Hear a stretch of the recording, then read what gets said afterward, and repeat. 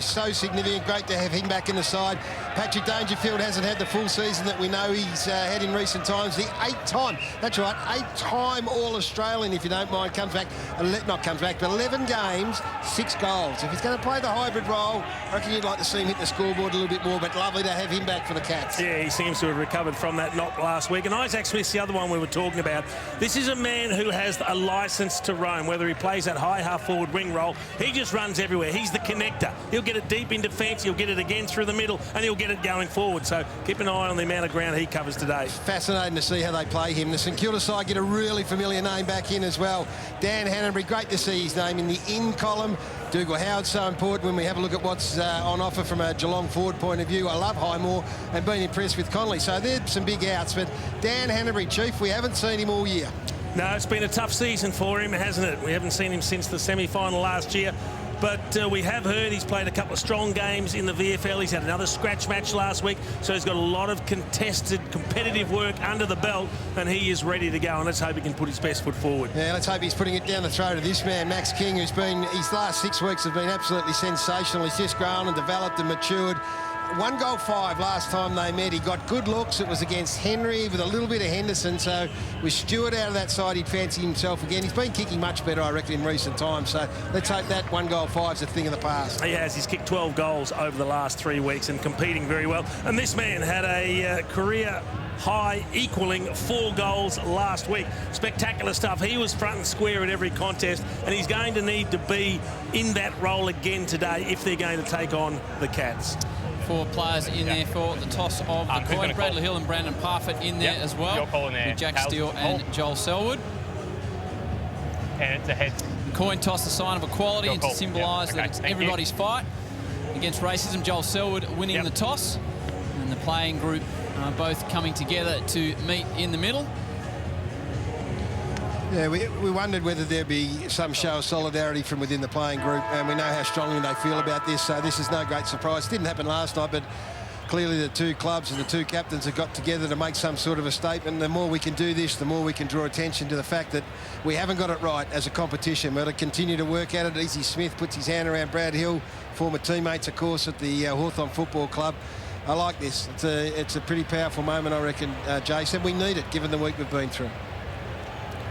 It's great to see this stand from the players, isn't it? They are passionate about a lot of things, and this is as high a priority as anything in the game at the moment. Well, players meeting in the centre in a show of solidarity with Aboriginal Torres Strait teammates, colleagues, families, the broader community, as well as all multicultural communities, to send the message there is no room for racism in our game that we love or in our society. Yeah, well done. Those pictures then become really important. They'll be shown on the news tonight, and we continue to spread the word and send the message. Still a faint hope. The Saints need to keep winning, and the Cats need 1 more win to assure themselves of a top 4 spot. And let's not forget, they play Melbourne in round 23, so they probably want to get it done today. Well, the top 4 isn't going to change. It's just exactly where they are. If Brisbane win both and Geelong lose both, they will fall out. Oh, well, there you go. You've done your homework. You've done your ladder predictor, which is nice to work. And because Port Adelaide also play the Western Bulldogs as well in this coming round. So lots at stake. Let's just leave it at that. This is an eerie feeling here at GMHBA Stadium. We've come down here over the years, and the Geelong faithful have been roaring for their team, and they've really been disappointed, Howie. So today is a little unusual, but we're going to get a fierce contest. I don't think there's any doubt about that. Remiss of me not to mention off the top, happy birthday to the great man Jason Dunstall as well. If you see him in the street, make sure you come up and tell him a big happy birthday. Yes. There we go. Dougal Howard gets the job on Tom Hawkins. He is a great inclusion. Hey, what's that, Sonny? Good on you, Jason. All right, we're set for a start on Fox. Saturday twilight footy from the Cattery. Geelong taking on the Saints. We mentioned off the top, St Kilda haven't won here since 1999. Quite extraordinary. And away we go in perfect conditions. Only a light nor'wester blowing across the ground. Selwood gets past him. Dangerfield picks it up immediately. Drives the ball forward. Coming out is Cameron. Good to see him back out there in Cats colours. Sinclair mops up, tries to squeeze a little ball and does so to Jones. So the Saints through Steele. Long ball down towards King. Looks like Henry's got the job there. King at the back. Nice little tap. Henry got him. The ball stripped out of his hands. O'Connor back in the side. Colin Jasny. Buse, Butler pursues him. Gee whiz. Has to be. Yeah, you can have a look at that. You're right. Henry got King. Wilkie down the other end's got Cameron. So Wilkie did a fantastic job on Buddy Franklin last week. So he's got another big one on Jeremy Cameron. But that's as deliberate as you can see it. And then what an opportunity here for is it Dan Butler that's going to take the shot. Yep. You surprised by the Henry matchup? Well, they got such faith. I mean, you talk to Cam Mooney, and we will in a moment, who's down the boundary, and he just says that he's every bit the sort of player that Tom Stewart can be. That's how highly they rate him. 16 goals this season for Dan Butler. The opening score of the match, tight in the pocket. Doesn't quite get enough on it. King's in a dangerous position, though. McKenzie attacks the footy hard. Blitz halves. Now Buse. Dangerfield, close, Higgins. Standing underneath it is Howard. Back in the Saints side, Joyce. Wobbles the ball forward. Memory gets a fist on it. Smith attacks it. Now Guthrie. And Senior. Cameron makes his presence felt in the middle of the ground. Crouch. Looping hand pass to Ross. Saints with plenty of early footy. Butler on the outer flank, goes inboard to Steele. Hughes corrals him. Back to Marshall. Eventually they pull the trigger inside to King. And they hit the big boy. Well, that's the key kick. If you're going to go to this man, and we've seen it happen over the last month or so, he's grown in confidence because they're starting to kick the ball out in front of him. Let him run and jump. And it's virtually impossible for anyone else to get up to the point that he's marking the ball without interfering with his arms. Even his first contest back in the goal square before with the shot at goal that went across from Butler was much more ferocious than he was early in the year. Similar position to Butler. Early opportunities, a wonderful finish, and the Saints are on the board. Well, that is a great result, and he has kicked 36. That's his 37th goal for the year, which for a young man, his return has been terrific. And I just think you can see it. You can see it in the way he's playing in the last month to 6 weeks. He's got much more, I don't say confidence. I don't think confidence was ever a problem with him, but his belief in his ability to compete against anyone at any time has been fantastic. So this is a really good hit up. You did right, Rowan Marshall just into the space, and that's going to be the challenge. Jack Henry, as good as he can be, he's not going to be able to stop that sort of delivery. So it's a great start. Cameron Mooney joins us on the boundary. Moons, good afternoon to you. Massive, massive story about Tom Stewart. Look, it really is, Howie, and just have a look at their back line at the moment, Geelong, and you have a look at it, very top-heavy, very tall, and not great kicks coming out of there. That was really the Tommy Stewart role, wasn't it? That quarterback role that we always like to talk about. He's such a beautiful kick. So who's going to take that over? And just quickly, guys, we're starting to get a little bit of spitting rain down here, so it'll be interesting to see if that comes. Jones. Guthrie applying a tackle. Marshall at ground level. Dunstan hurries a kick forward. More up than out. Butler attacks it well. Jones again. Now Steele. Good start from the Saints. Another inside 50 ball. A hit Crouch. He wants to get rid of it. Looks like he fancies the distance. Now he goes back to set himself. Just Sharman going back, who hasn't played a hell of a lot of footy with O'Connor. There was a nice leading lane there for King to hit into, and Sharman, who's still probably not quite aware of what's going on, just takes his man back into that space. So that'll come with time for that young man, Sharman. Now he gets the short option. Don't quite make the best of it, the Saints. Selwood with a hurried clearing ball towards the wing. That's a great spoil over the top, Dougal Howard. It was the right option from Crouch. He waited and waited and waited. He didn't fancy covering that distance, and he got the lead from Butler. The kick just fell a metre short, but he made up tremendous ground there, Dougal Howard. He came from 25 metres away to affect that spoil. Got the big job on Tommy Hawkins, of course. Dunstan. McKenzie ducked in the tackle. Selwood, hard as always, got one high. Just seeing if anyone's going to Jack Steele there. Harford had responsibility. I'm not sure it's a hard tag, though. They don't generally do that at Geelong. It's an aggressive ball from Selwood.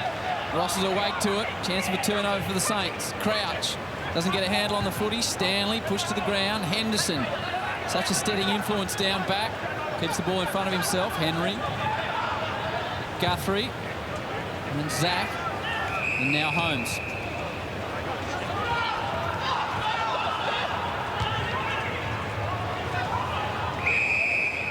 Yeah, they went into the corridor from in this position just earlier and they picked them off. To St Kilda against Sydney between the arcs. Their turnover ability was outstanding through the middle.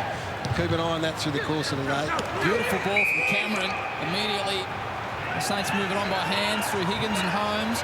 Hose it forward on the left. Marshall can't take the mark. Now Wilkie loops it over to Webster. Close in pursuit. Wilkie again. The Saints have got a bit of space on the outer side. And towards Memory. The big man from Traralgon gets up and takes a strong mark and hurts his shoulder. Oh, it's got King and O'Connor one out at the moment. If they go quick. It's not good for Geelong down here at the moment, guys. The College Jasney's just come off as well and in the hands of the trainers as well, with Henry then going down as well. Looked like he gave O'Connor a shove. The umpire said play on. And here's the impressive young man, Sharman, who's good on the lead, Jason. He is. He presents. That's what we saw from him last week. Up the corridor a couple of times. He always comes at the ball carrier. It's a good contested mark from King. May have got a little bit of licence with the hands in the back, but that's okay. It's a good match-up, though. I mean, he got the mismatch with O'Connor. They went to him, and he took a bit of a levity there, and maybe could have been pinged, but it was a nice physical contest. Started as a sub.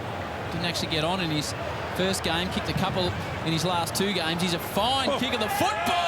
And the Saints are away to the perfect start. Well, you probably wanted them to start well if you're a St Kilda supporter, thinking if they can get their confidence up, maybe they can have a long-awaited win down here. This is the contested mark from Memory where he gets crunched by Henry, and Henry goes down just as hard. He holds the shoulder, but he's able to get up, and then he spots the mismatch.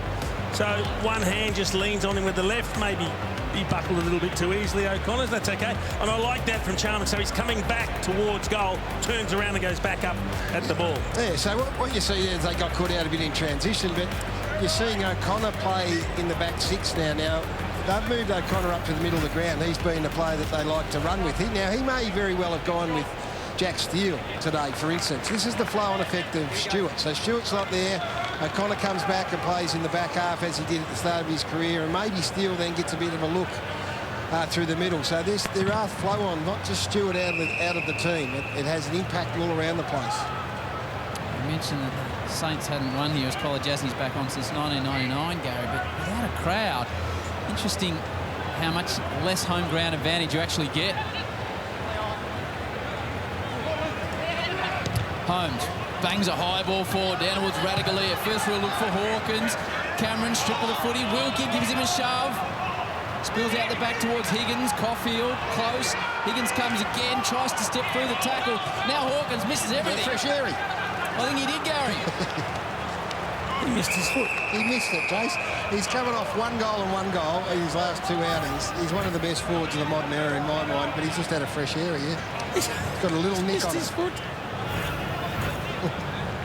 It's unusual. Howard.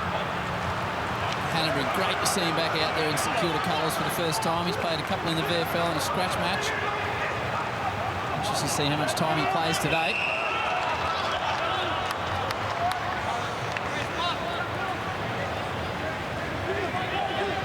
King and Sharman on the board for the Saints. Guthrie showing courage coming back with a flight. Saints just hustle the ball forward. Henry gets King underneath it.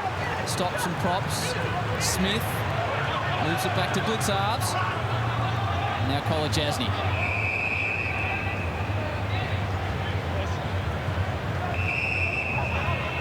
So it's interesting with those key matchups, with College Jasney playing on Membry and with Henry playing on King, it allows Blitzarves to be the one who can drop off. So he's currently picking up a Dean Kent. He'll let Kent go up the ground and then sweep as that tall intercept. It was a good hit from Henderson. Smith kicking under pressure, and Steele gets behind Parfitt. Coming in for his 6th possession. So if it is Parfitt who's got responsibility, then Jack Steele started this game really well.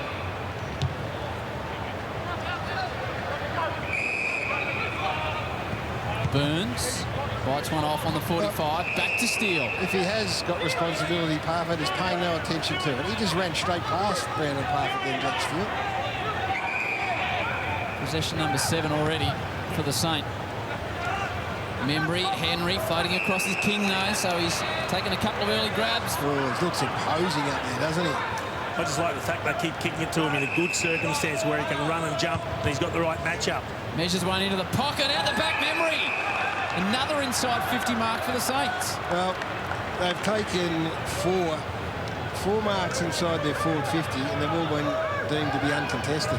Now, make of that what you will without Stewart. You can tell a story and you can manipulate the storyline around what's taking place. I'm sure Chris Scott will be disappointed with what's happening through the middle of the ground, but the fact of the matter is the Kings marking everything and Memory's presenting up beautifully. Leading goal kicker at the Saints 3 of the past 5 years for Tim Membry. Ferocious competitor. And slides another one home for the Saints. They've got the first 3. Well, Jace, they've been inside 55 times and they've kicked 3 goals straight and they've taken 4 uncontested marks. So that on that occasion, it's Max King. Have a look at this kick here. This is Steele again. It's Max King on Zach Guthrie. He's got to run and jump when no one's putting body on him. Yeah. That is the perfect scenario for Max King to get involved in the game. And this is, you see Guthrie there, not Guthrie, Blitzarves. That's the one you're talking about. You know, he'll let Kent go and all that. Well, if he does, he needs to be back keeping an eye on Kent. Yeah. All members as a second 100%. Man back. So they're a bit all at sea at the moment in their back half, which is unusual. What I do love from the Saints, though, and we spoke about Max King last time they played, he kicked 1-5. The Saints have butchered a couple of games this year because they've been unable to convert in front of the big sticks.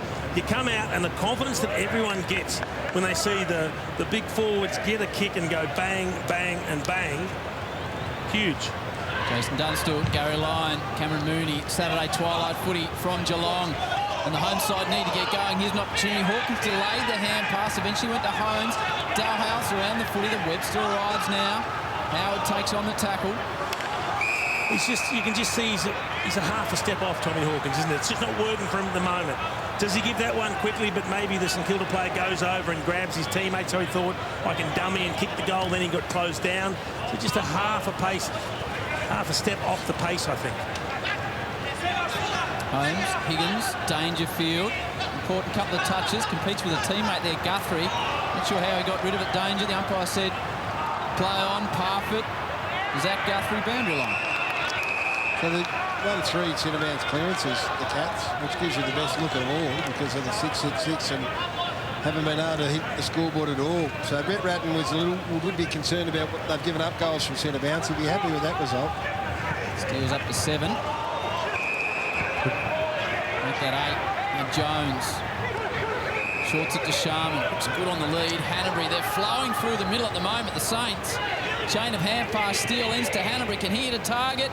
King again on the stretch. And he is causing early problems. He's learnt to move. The young man is fine. The penny's dropped, Gaz. He's not getting involved under high balls where stronger players can push and jostle him. He's constantly on the move, which allows him to tack the footy. And not getting stuck 0-15, where you do stand under the footy. So he's marking around the 50. He's marked deep inside. So, but the ball movement through the middle of the ground would be what would love delight St Kilda supporters, and Dan Hanbury involved in that link-up. That's the dream. Jones to Hanbury to Steele through the middle of the ground. Good look at his range here from outside 50. 14-22 before the bye, 22-6 in the 7 games since. Oh. Max unloads, hits the post. It wasn't a bad kick. They are up and about, the Saints. They're off to a flyer. How do you defend when he's on the stretch like that with his arms up? You've got to stop the player further afield, giving him those perfect kicks, because no one can get to that point that he's marking the ball. Smith plays on, runs his full measure, drives the ball to the outer side where Dangerfield spectacularly flies.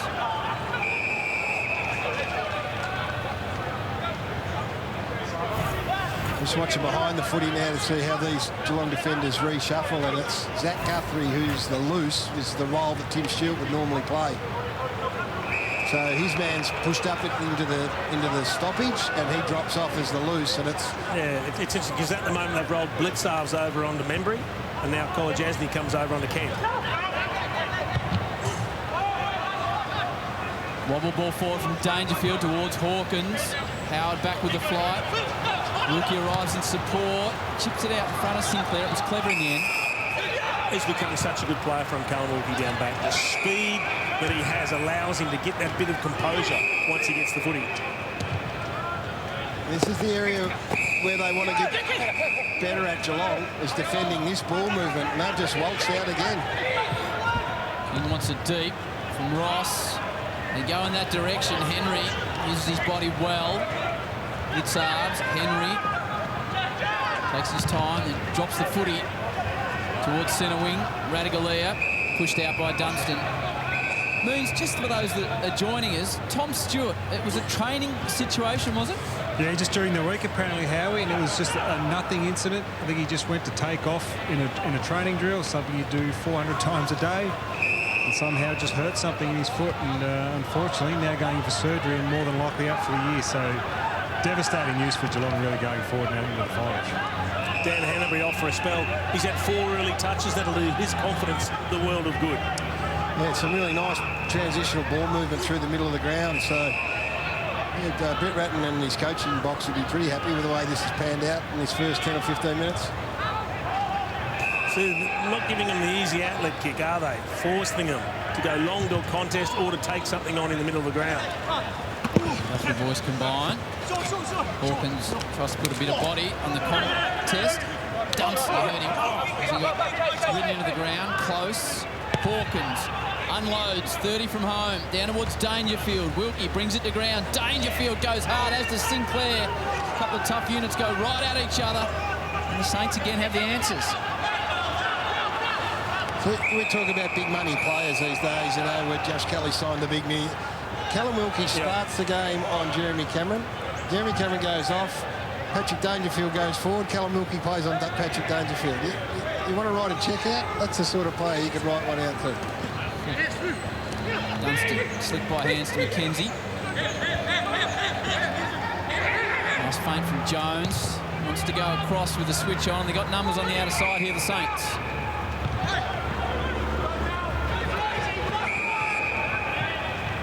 Butler. He's just one down to Sharman, but Blitzarves is awake and chops it off. He's got to be better with that kick. He had Brad Hill as an option to hand pass over the top. He thought he could bite off the longer option. It's an aggressive option again by the Cats. Both teams trying to own the corridor. Kent. Menegola keeps his hands up in the tackle. Henderson, 1-2 with Zach Guthrie. Back towards Menegola. Henderson. Too much on it for Selwood. Clean bowls Howard.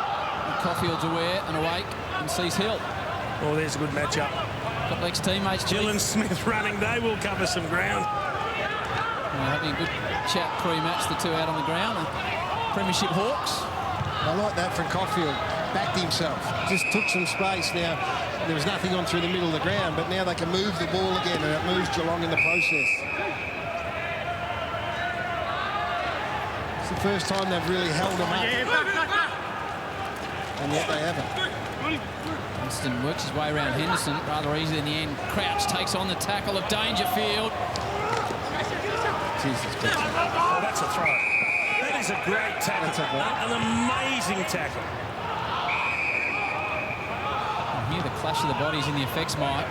Hill's got further options out on the flank. On the other side of the ground. Butler's been lively early. Gets his way around this slip. Burns puts it under the arm. Bangs it inside. 50. Here he comes again, Max King. Oh, this time Menegola just got a finger on it. Whistle on play. Oh, Going to play the Saints. He's got to be unlucky, Max King, not to get a free kick there. Turned to the Have a look at umpire him. and shaking his head. But, hey, the bottom line is the ball movement of St Kilda is superb. Yep. I mean, right in front of us was the passage of play where Dunstan got around Henderson way too early, and then Marshall laid one of the great tackles. And then once it spreads to the other side, it was up to Tom Hawkins to do the chasing out of the defence. So they're right on top here, the Saints. Zach Jones missed rounds 9 through 16 with a quad injury. He's back in business now for his 4th goal of the season. Leans back on it. Another goal for St Kilda. 4 now unanswered.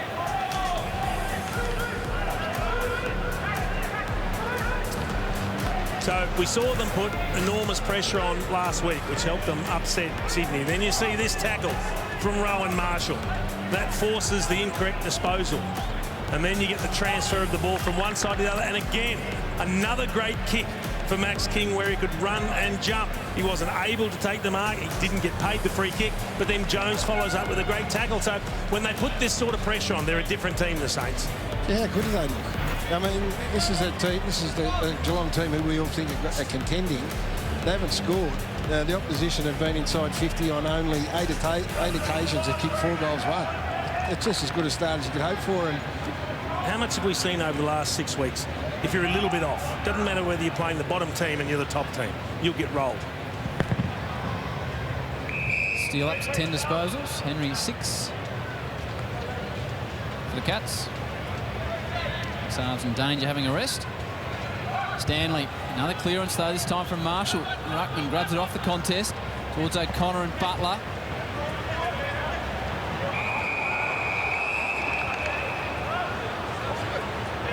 the Parfitt and Steele early in the piece. Parfitt 1 possession, Steele 10. So that's something you're going to have a look at then. If you know, not a hard tag, but if that was your man, that's your responsibility. You have to look at that.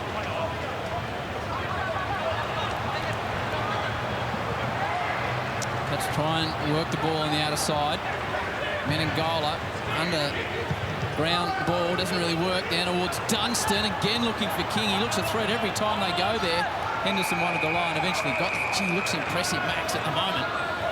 Well, it's I mean, Jack Henry, we've got the greatest respect for him, but it's a matchup that you'd be happy to keep going to. And that's not to say that Henry won't win his share and halve enough, but he's in that ominous sort of form. Clever tap from Stanley to Selwood. Full onto the right boot. And gets as far as Sinclair. Heave the magnificent mullet. Assesses the options and just takes a bit off the kick back towards King again. They're just putting it on his head and he's reaching and stretching and grabbing it consistently. Well, he is. He's been superb. But the problem for Chris Scott is that that's a slow play, Jace, and I watched it all because you want to see King. Not a Geelong player, apart from Henry's responsibility, got back in the hole, tried to fill up the space, tried to give a 2-on-1 chop out. He's getting 1-on-1 looks. Tight in the pocket. Already kicked 1 as Max. Had plenty of the footy early. And he's got 2. And St.Kilda have now kicked the first 5. Well, let's have a look, Jace, again. It's extraordinary. This bloke is just, again, announcing himself. So here's the pressure on the kick out, right? So there's King and there's Henry. Where's the player? There's the Stanley ruckman there in a hole. Hasn't even turned his head. Hasn't turned his head, Reece Stanley, to look where King is. And now he goes. It's too late, Reece. He did not turn his head once. It's your responsibility to get back and fill that hole and help Jack Henry out. Tell you what they are doing well. We saw Sharman came across, let across him into the pocket, then he went back into the corridor. So the forwards are separating well. The St Kilda forwards aren't getting caught in the same zones, and that's why Max King has an opportunity at some of these one-on-ones. I wonder if Jack Henry, I don't know Jack Henry very well, but he has every right to turn around and just barrel Reece Stanley. I don't know if they're demanding of their teammates. They've been a great side for a long time, but he has to get up Stanley to say, hey, fill that hole right there. So Max King's kick 2, and the Saints have got 5 on the board. Geelong haven't scored yet. Selwood trying to do something about that, but Wilkie. He's on fire. He is on fire, Callum Wilkie. It's half a dozen possessions that he's come up for now, and he's won some critical one-on-ones against Dangerfield, against Cameron, doing a terrific job.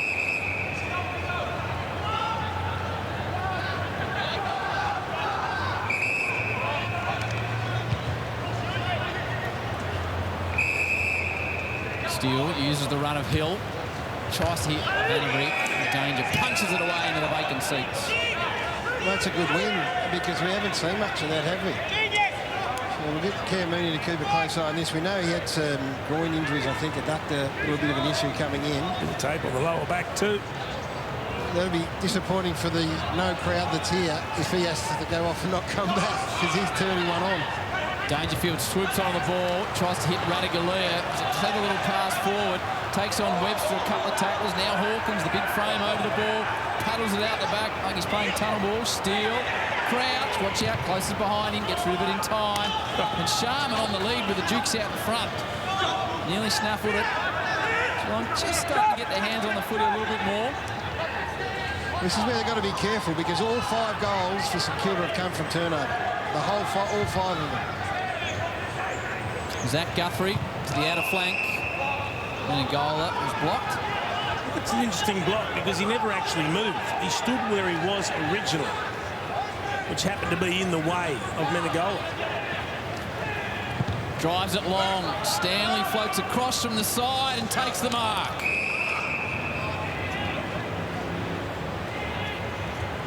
So just lost a little bit of contact there, Rowan Marshall. He was covering the long one to the square. Kick came a little bit shallower. Reece Stanley able to come over and take the mark. Now he needs to go back and kick this for the Cats. They need to get themselves into the contest. They haven't had a look yet. Kicked 100 career goals in match 159 has Reece. First real look at a score here for the Cats.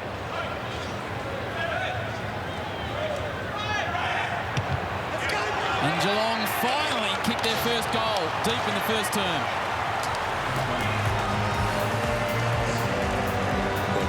You just can't emphasise how important it was. So this is that free kick that's paid to Menegola. Just holding his ground. But I guess the argument is he's not competing for the ball. But are you allowed to hold that ground and let the ball go over into space and then chase it? I think if you're not making a genuine second movement where you've come from your original space to block the player and then go back, I think that should nearly be play on. But I guess it's a toss of the coin. You can decide either way which way you think that should go. But in the end, it was a good kick to find Stanley because it kept the ball away from Marshall. Yeah, and it meant Stanley asked the question of Marshall then by working hard at the other end of the ground and just not going to the obvious spot. So much needed understatement. Dunstan putting a bit of work into Selwood, and he's done a pretty good job thus far. Selwood's on 7 touches, Dunstan on 8. Make it 8 apiece. Mark's just coming on. GMHBA danger takes it with that spring in his step. Wobbles the ball forward, and all of a sudden Cameron Marks in front of Wilkie on a ball that just dived and dropped and landed on that man there's chest. Well, yeah, Paddy would love to say that is just about as good a inside 50 pass as you're ever likely to see, but I reckon Callum Wilkie just went, this is coming to me, and then it just dropped. It just dropped onto his chest. So this is what happens. Scores from centre bounce. Been an issue for the Saints here. 28 goals for the season. The 2019 Coleman medalist gets his first for the afternoon. Well, so important because 5 unanswered goals is just almost unheard of down here against. But I think this part of the field is an area where the Cats would be looking to get some sort of ascendancy. And look, you need a little bit of luck in this game. We talk about Jack Steele, how good he's been. His direct opponent was Dangerfield, and that one just drops into the right hole. It drops into a hole 25 metres out directly in front, Toast.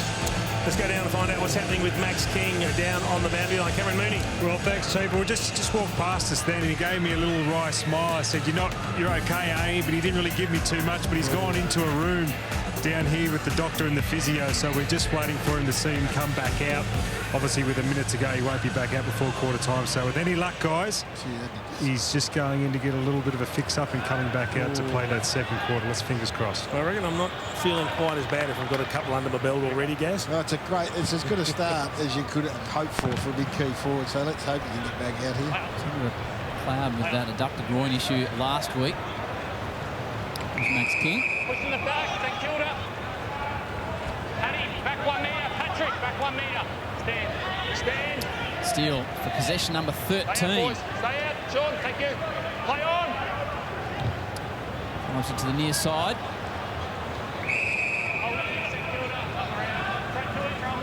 Marshall gets the free kick. Got to be careful not to blast it back. Menegola filling the hole. Sharman now being stood by Henry, who will be a relieved man at the moment. There's 2 of them there, Henderson and Henry. Gee, mate, the whole complexion of that forward line changes, doesn't it? Without King, yeah. So the young man Sharman, who we've really loved over the past week or so, they're going to be asked a lot of if he can't get himself up and going again. King, that is. Zach Guthrie's had plenty of the ball in the first term. And the other reason is that memory's gone behind the footy, which the Saints like to do in the last couple of minutes of a quarter, particularly when they've got a bit of a lead. So he was one out. A couple of big stories here. Mac King kicked a couple in the first term, but he's off with an injury at the moment. Hopefully Saints fans will see him out there in the second term. The Saints kicked the first 5, the Cats the last 2. St Kilda lead Geelong at a ground. It's a goal. We just saw the score sources there. 3 goals won from the defensive half, St Kilda. They are the worst in the competition. They average 11 points per game from the defensive half. They've kicked 3 goals in the first quarter. So that's a great sign as far as their ball movement goes. And this is the key. This is why they were so good against Sydney last week. And they've done it again in the first quarter. Elite pressure, 201 the rating. Cam Mooney. Well, Howie, magnificent start from King, wasn't it? Just have a look at his stat sheet going into that first quarter. Absolutely brilliant. Only the 5 possessions, but 5 marks is how he did it. Really took them apart in the air, took Henry apart. Have a look at there, 5 marks, and 3 of those inside 50 for his 2 goals won. So really did just dominate that quarter. But unfortunately, had to come off a little bit sore, and he's in the hands of the doctors still, and from all reports, is another 5 or so minutes away before we will see him back out. He's just in the hands of the trainers underneath the stadium right now in one of the rooms down here, just getting double checked. Hopefully it should come out in the next 5 minutes or so, guys, and we get to see him again, because that was a great first quarter. Yeah, just saw some vision then, Moons. Just he's indicating and pointing to that groin area again where... Have a look at this. Have a look at this, Jace. How would you have gone if... Concentrating on the breathing, close the eyes, breathe. Michael Tuck said breathe. Try to do this. Dippo wouldn't be able to stop pinching it. Things underway in the second term. The Saints starting where they left off, driving it down towards Butler. Still no sign of King on the boundary. Cam Mooney will keep you right across that on Fox Footy. As that situation unfolds, Dangerfield gets away from him. Steele, what a first term he had. Henderson. Now Cam Guthrie. So the Saints, you said, kick the first 5, but Geelong is steady with the next 2. Smith back in the side after being rested. Pinpoints the ball. Out to Henderson, who just went to school down the road at Geelong College. High entry, Cameron, but it's Howard. Yeah, it was a poor decision. They had a 2-on-1, and Lockie Henderson thought he was going to be able to kick the ball 70 metres all of a sudden to get to the 2-on-1, but they weren't able to, and Howard was able to intercept. What it does show you is how important is it as a defender to keep your eye on the footy. Hawkins was working back towards goal. He was tracking the footy, Doodle Howard. He just stopped, turned and marked the ball. Sharp work by Cooper Sharman, who started his AFL career really well. Kicked a couple of goals the last 2 weeks, already won today. Jones has got the overlap. Butler, he's got a man on the 45 and hits him. Saints looking dangerous again. Higgins, Membry's deep. Takes a bit off the ball, back to Jones with a 1-2. Jones has already kicked 1. If he could have just held it for another couple of seconds, it would have allowed Jones to run 5 metres closer. There was a big pocket of space. Looks for Membry, spoiled away from him. It's Kent down there. Now Menengola just with a high wobbler, trying to get it out of the defensive area. Howard flies, close. And that's the reason that we saw Zach Jones trying to pass the ball. He wasn't comfortable. Wide, 50-metre kick. If they can just hold it and take that extra 5 metres, makes it a much easier shot for goal. Clean bowls everybody. Dangerfield picks it up cleanly to Henry. Had his issues in the first term with Max King. Menengola squeezes the ball to Simpson. Medical subs Narple and Clavarino.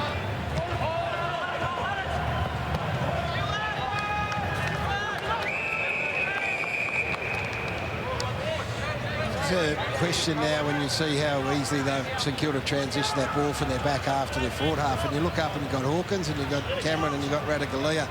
They've got to get some genuine heat and pressure in their forward half of the ground. Hughes steps through a bit of traffic. Wilkie throwing Cameron like the proverbial. Simpson has to squeeze it out. Cam Guthrie hits Hawkins on the chest. Tom kicking half from home, immediately releases by hand, back to Guthrie. The man that gave it to him, Radicalea, split the pack from behind. He's a big presence. Comes out towards Cameron, right foot snap. Menengola might have been across the line. Mark Pade, let's have a listen. Can I have the ball, Sam, please? Okay. Sam, can I have the ball, please? Thank you. There's Mark. So I could check Mark was taking for across the line, but I can't. Score review. Just while we're waiting down here, guys, Max King's still yet to come out. I don't think that's all the way across, is it? Thanks, Moons. We might have to have a look at the other side from the padding, but didn't look to be all the way across. Look, they've got to start converting. They've been really poor over the last month in converting their inside 50s once they go in. So they've been inside 50 12 times, same as St Kilda. They've had 2 shots a goal. Looking at these angles, we can see the ball is controlled before crossing the back of the goal line. Decision on scoreboard. Big decision for the Cats. This should be a certain goal from here.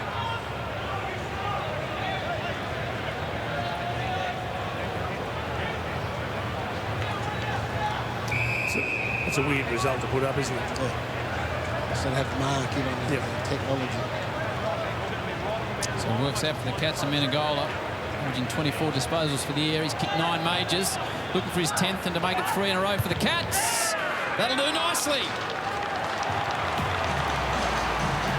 They've got to, so on the back of that stat, Jason, they've got to get basically bang for buck. So they can go inside 50 more than any other team, but they've been 14th for converting once they get in there. That's been their issue in recent times.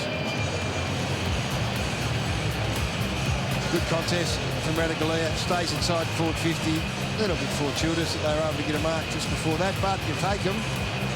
And now there's a challenge. The challenge is coming for them now.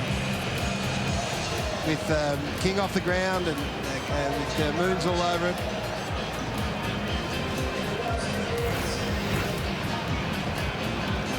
So they kicked the first 5, did the Saints. The Cats have got the last 3 through Stanley, Cameron and Menegola. Well, here he comes now, boys. So this is good news. He walked out of the race, Howie. I thought, ooh, he didn't look too flash, but now he's starting a little bit of run-throughs. Much better. What do you reckon, Dr. Mooney? I'm going to give it a tick. Thumbs up from you? Thumbs up, mate. He's away. Saints fans will be happy. A different forward line when he was down there. Hanbury. The little wink he just gave me says I'm pretty confident. It's away. Stanley. Looks it round the body. Dalhouse somehow got it to Cameron. Puts it back to Stanley. Cameron winds the ball inside 50 over the top of Simpson. Joyce.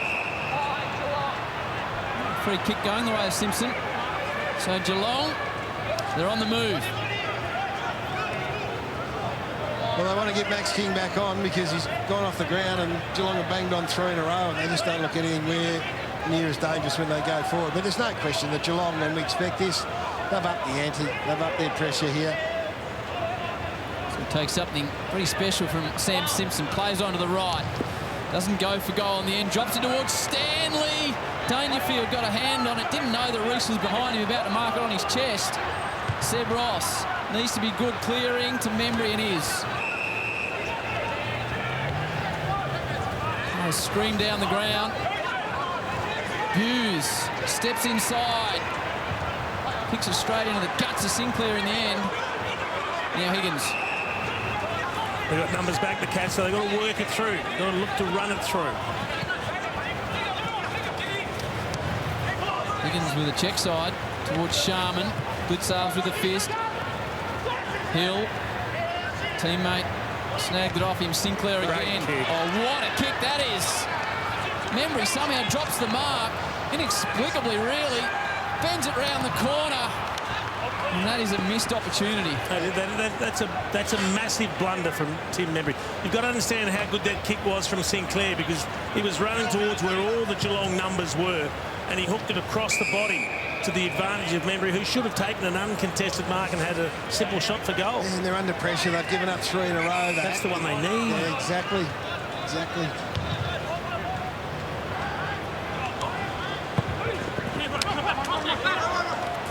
Marshall releases it. Hanbury uses the body. Not even one away. So the intensity from the Cats much better around a contest. So from a contested possession point of view, it's a much better looking table at the moment. They're closing the gap. They're trapped in front now. Max King still on the bench, having a seat at the moment, right next to Cameron Mooney. Smith working in tight spaces. You can give Dangerfield probably that reason why they've lifted the intensity, Gaz. He's made a big couple of contests, won himself a nice free kick there, but he's just absolutely hitting the packs pretty hard at the moment. He's had 11 possessions, means he had 9 contested. We know when they win contested, they win. They had won at 15 in a row last week and got done by the Giants. So big focus for them here, you'd think. Look who's on the ground. Membry off. And Max King back onto the ground. We'll keep an eye on how he's moving. Blitzar's pushing and shoving him to welcome him back to the arena. It'll be interesting to see whether it's Blitzar's that takes him or whether they're just waiting for the Henry matchup to resume. Looks like Henry will go to him. Higgins, he might get run down from behind, just gets the kick away in time. Was he shoved as he got rid of it? As he kicked it, gee, there wasn't much in it. And he's shaking the head, Dan Butler. Should that be down the ground, Jace? Well, not if you're pushing while he's kicking it. That's in the act of kicking it. Shouldn't they look and see where the ball's going to go, and if it's a mark, then that's an advantage? You want the advantage paid. Well, they're in a much better position. As long as you're not paying a downfield free kick. Saints kicked the first 5. The Cats with the last 3. It was 31-0 at one stage. Back to a 14-point margin. Patience from the Cats. They go all the way across the ground. Henry involved. Pulls the trigger now with a high ball and towards Holmes and close. Good mark for a slight man. So we're looking at this second quarter here. Uncontested marks now a double. So for the quarter, Geelong up to 9, the Saints 4. That's a bit more what we expect from the Cats. Contested possession 16-11. They pride themselves on a contested possession win. They're also getting the ball on the outside, so they've got it way back on their terms here, the Cats. And it's inside 50s, 5-2, so they're starting to play the game in the forward half now, the Cats. Kick to goal. Good contested mark, Howie. My word. Close. Oh, just pumps it right through the middle, and now it's the Cats with 4 on the trot. It's been an amazing turnaround. That's probably not something you expect. You get the long kick going inside 50. And all of a sudden it's close, taking the one-on-one contested mark. Body strength in front of Jimmy Webster, who's probably disappointed he wasn't able to spoil, but you give the young man credit. He held his position, he fought for it, and then he took a very good, clean grab. He's listed at 68 kilos, Jason. No one could be 68 kilos, could they? I wouldn't say no one. Howie's 33. Again, they're just controlling the footy, and this is the whole, the concern now for the Saints is we're going to win the ball back from a contest point of view, specifically, and from clearance and stoppage, because when they control the ball, the uncontested marks come into play and they move you around the field, and they've got some time to set up ahead of the ball. So it's a terrific response from a side who we expect. We'll see whether the Saints can now go with them. So the 31-point margin has been whittled down to just 8. 4 in a row for the Cats. Radigalia.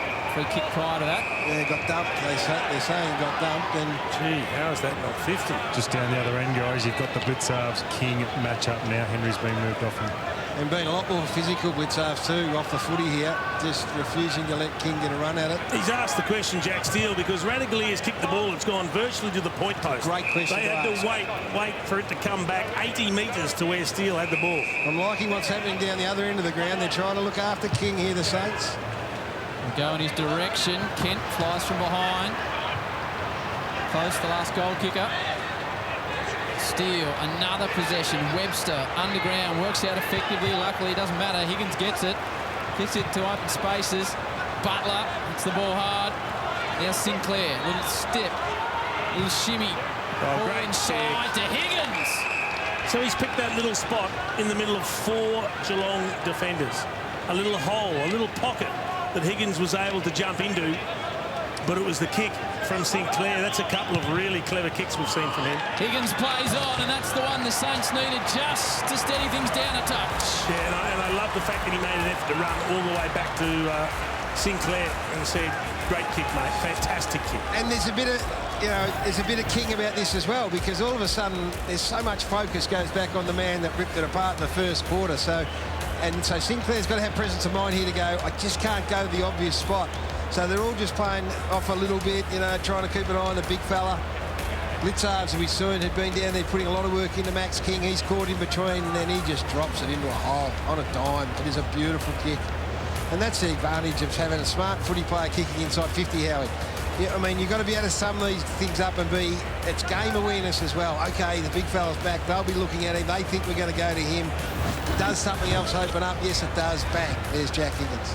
Gee, what a nice game, Carey. It's really important they hit back hard here because the Geelong Footy Club can dominate teams when they get it on their terms. Radigalee having a run in the ruck. The Saints just go off the ground. Zach Guthrie keeps it in front of Butler. Pumps it out in front. Hanbury's been good on return. Dunstan, look at the runner. Hill now. Sees him out on the outer side in Ross. Does it sit for him? It does. Now progresses the ball forward. Higgins again. Nearly took it. Threw his head back. He was still in the play. Spills out the back now. Kent, tough man. Stickers one, stickers two. Membry! And now the Saints with a couple in a row. The tattooed boys combine. And the Saints have got another. Winning a bit of ball in the middle of the ground, Gary, and all of a sudden you get that run from behind again. It was Brad Hill on that occasion who had the good vision going forward. Looked like another good kick. He just wasn't able to drag it in, Higgins. But they're able to keep it alive.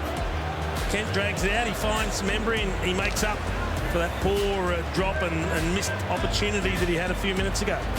3-zip out of the centre this quarter. They'd be thrilled with that.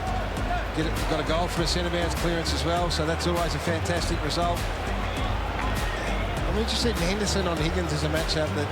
That's not the player that Henderson has spent most of his career playing on, and there's a couple of, now they look at that, now they just rolled over there, so O'Connor goes to Higgins now because Higgins runs to places that Henderson isn't used to going to, and he looked dangerous, so that looks to be a better matchup. That tells the story there. Scores from turnover. 4-1 from the defensive half.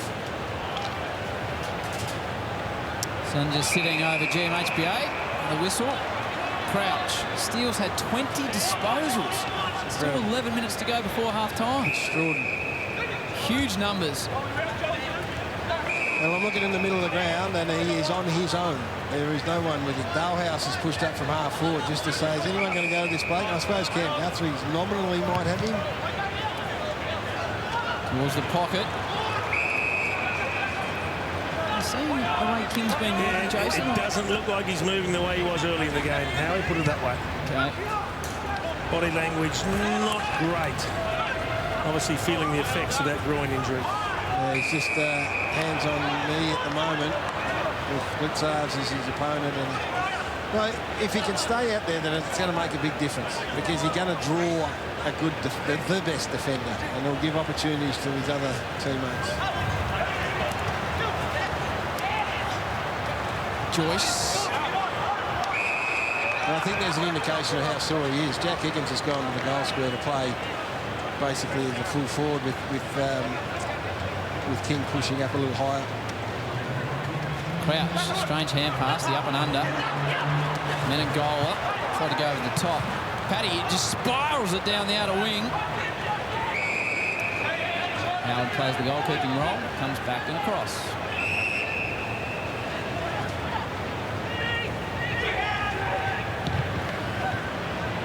Sinclair sets a task of Hanbury. A little bit of support now. He gets Ridney in the back and he should get a free.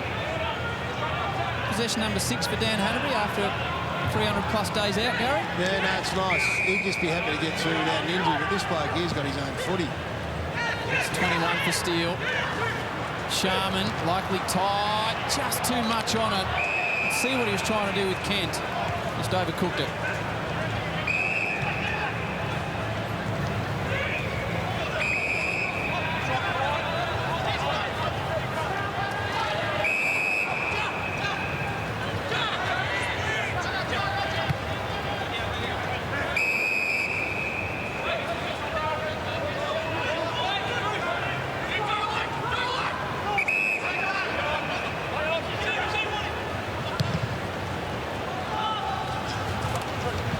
Selwood. Now Higgins. It's going to sit underneath Henderson for a while. Jones gave away a free kick in the Martin contest. Yeah, I don't know why he's complaining because he just chopped the two arms of Lockie Henderson. Knew he wasn't in position to outmark or spoil, just couldn't get up high enough.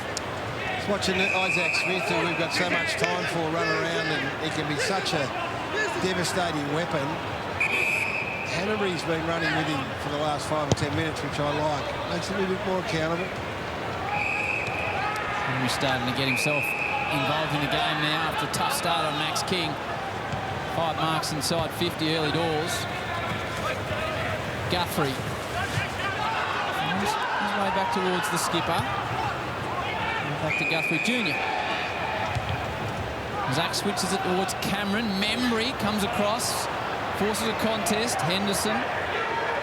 Hughes, former pole vaulter, by hand. O'Connor. Great pressure. You gave the free kick away, but there's great defensive pressure from their forwards, St Kilda here. Membry to push back in that marking contest. That just slows them up, so they're stuck here. They're a bit slow going forward.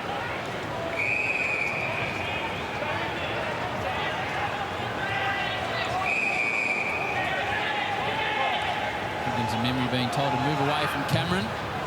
He measures the ball down towards Hawkins. Tommy's given a free kick away here. It's just a touch frustrated. Yeah, he did all the hard work there. He just dropped the mark. Had one possession inside their 450. He's got high and got it a couple of times, but he's wanted to sort of leave that area and leave it to Radicalea and Cameron a bit. Now with the resulting free kick. Pierces the ball towards centre wing. Membry, Cameron. Strong grab in front. It's crowded ahead of him. There's only about 6 players behind him.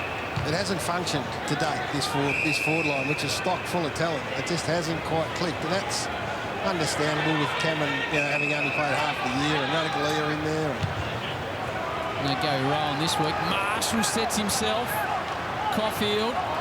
Hawkins is starting to look a bit angry. Well, finals are 1 week away, would be the message. Just controlled aggression. Good ruck work from Hawkins. Dalhouse. Cameron. Dangerfield. Nearly stepped his man. Back to the smooth-moving Higgins. Zach Guthrie squeezes the ball down the line.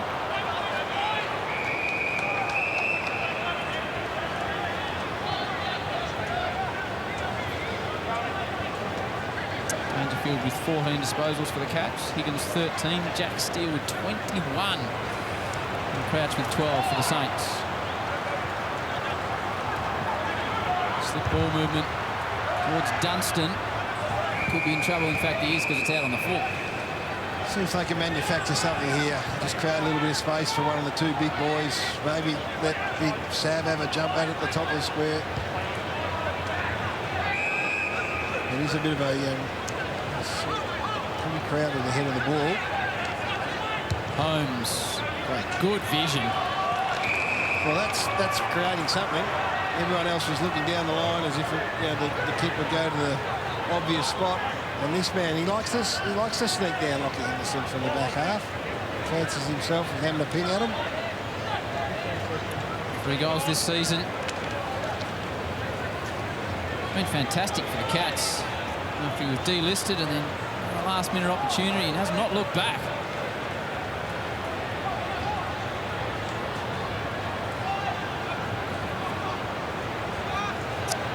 From right on 50, Lockie Henderson unloads. It drifts late. A lot of players in the square. Ball still alive. Cameron fell on the top of it. Dalhouse immediately tackled. Spills out the back to Jones. Crouch. Wobbles one down towards the wing. Clean bowls everybody. He's not moving well. No, he's not, is he, Jason? He's reaching. He's not changing direction particularly well. Simpson, Parfitt. An up and under operation towards Higgins. Kent back with a fly. Geelong free kick. Pressing the Cats. Got back with 8 points after trailing by 31. 20 points again now after Higgins and Membry's second goal. Oh, that's a free kick. Against Joel Selwood, who was trying to do the right thing and protect the player going for the marking player, and he just got into the back of Luke Dunstan. Gary Lyon, Jason Dunstall, Cam Mooney. On Saturday Twilight Footy on Fox, they've turned it over. Menengola gets another crack at it with a low ball to Cameron, and that's tasty. Plays on as Jeremy, hooks it round the body, and Jeremy has got his second. See, that quality kick heading inside 50 makes such a difference to teams, doesn't it? Menengola, that was absolutely brilliant. He summed it up quickly. He saw where the loose player was, Jeremy Cameron, but he had to get it there quickly. So there's, St Kilda under control, but unfortunately Brad Hill turns it over. Have a look at this. Turns around and goes, bang. There's the space. Help yourself to that. This is the kick, though. I mean, this is your best kick in the competition. Or best kick in your team, rather. So you're desperate to get the ball in your hands, and when you flip it over like that, it doesn't matter who you are, Caulfield, you could have Barry Breen at fullback, or whoever. He wouldn't have stopped it. So Barry Breen. Did he play fullback? Didn't he kick Barry the Lawrence. winning point? Barry Lawrence. Played on Peter Hudson. Stopped him from kicking 151. That's who I was after. But so much at stake. So St Kilda fans are at home banging their table, because they need this, obviously, to stay alive in the race for this top 8 spot. They open up a 5-goal lead. It's back now to 14 points. Selwood extracts it from the middle, as he's done so many times. Yeah, he can get exposed defending Brad Hill. He was standing under the high ball, and he just panicked against Simpson.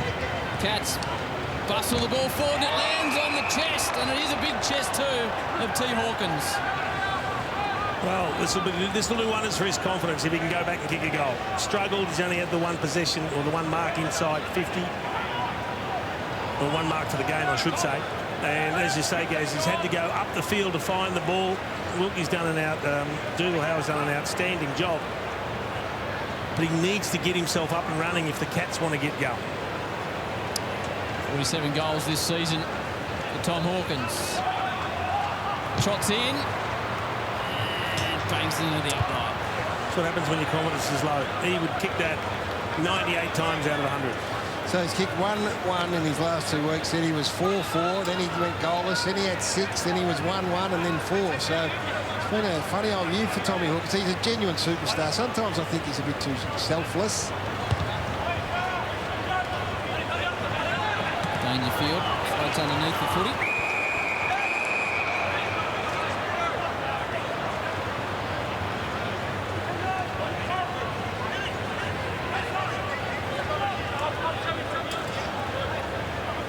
Joining us on Fox, the Saints kicked the first 5 of the match. They led it 31-0 at one point.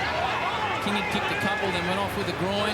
He's come back on, but hasn't been as moving as well since. Got one-on-ones if he goes quickly ahead of the footy. He got big enough guns. Give it to him. Gives them the opportunity now. Hawkins, Wilkie, Dangerfield. So just on that play, that for me is slow. So I look up, I see Radaglia one-on-one, I see Cameron one-on-one, I see Hawkins. Might have been Isaac Smith. Just roll and go and back them in one-on-one and get a contest and give Close and others a chance at the drop of the ball if it doesn't mark it. They won't get out-marked, I don't think. You talked about, I think sometimes Tom Hawkins a little unselfish. Yeah, so, well, yes, I think he's the most selfless forward I've seen. And I think that's great for the side, but occasionally, even that first one in the first quarter where he thought about going home for the handball, kick the goal. Just get yourself up and going. But he'll be there. He'll be back and playing a huge role over the next 6 weeks. Dominator, you can see there in the last 10 minutes time in forward half. Hawkins, clever tap towards Simpson. Can he finish? He can't.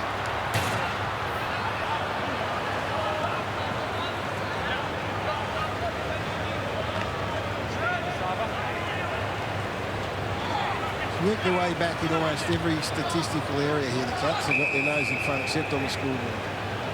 So this is the challenge now for the Saints.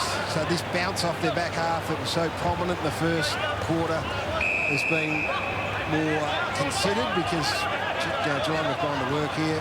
Got a much more aggressive defensive press.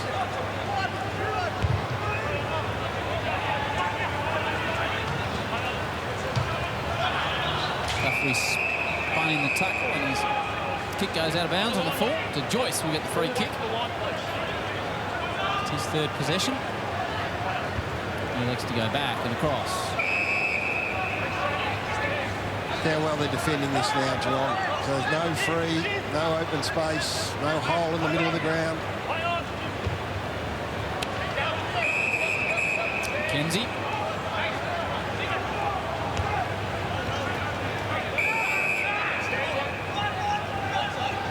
Sweating on the mistake, Chase. Just sweating.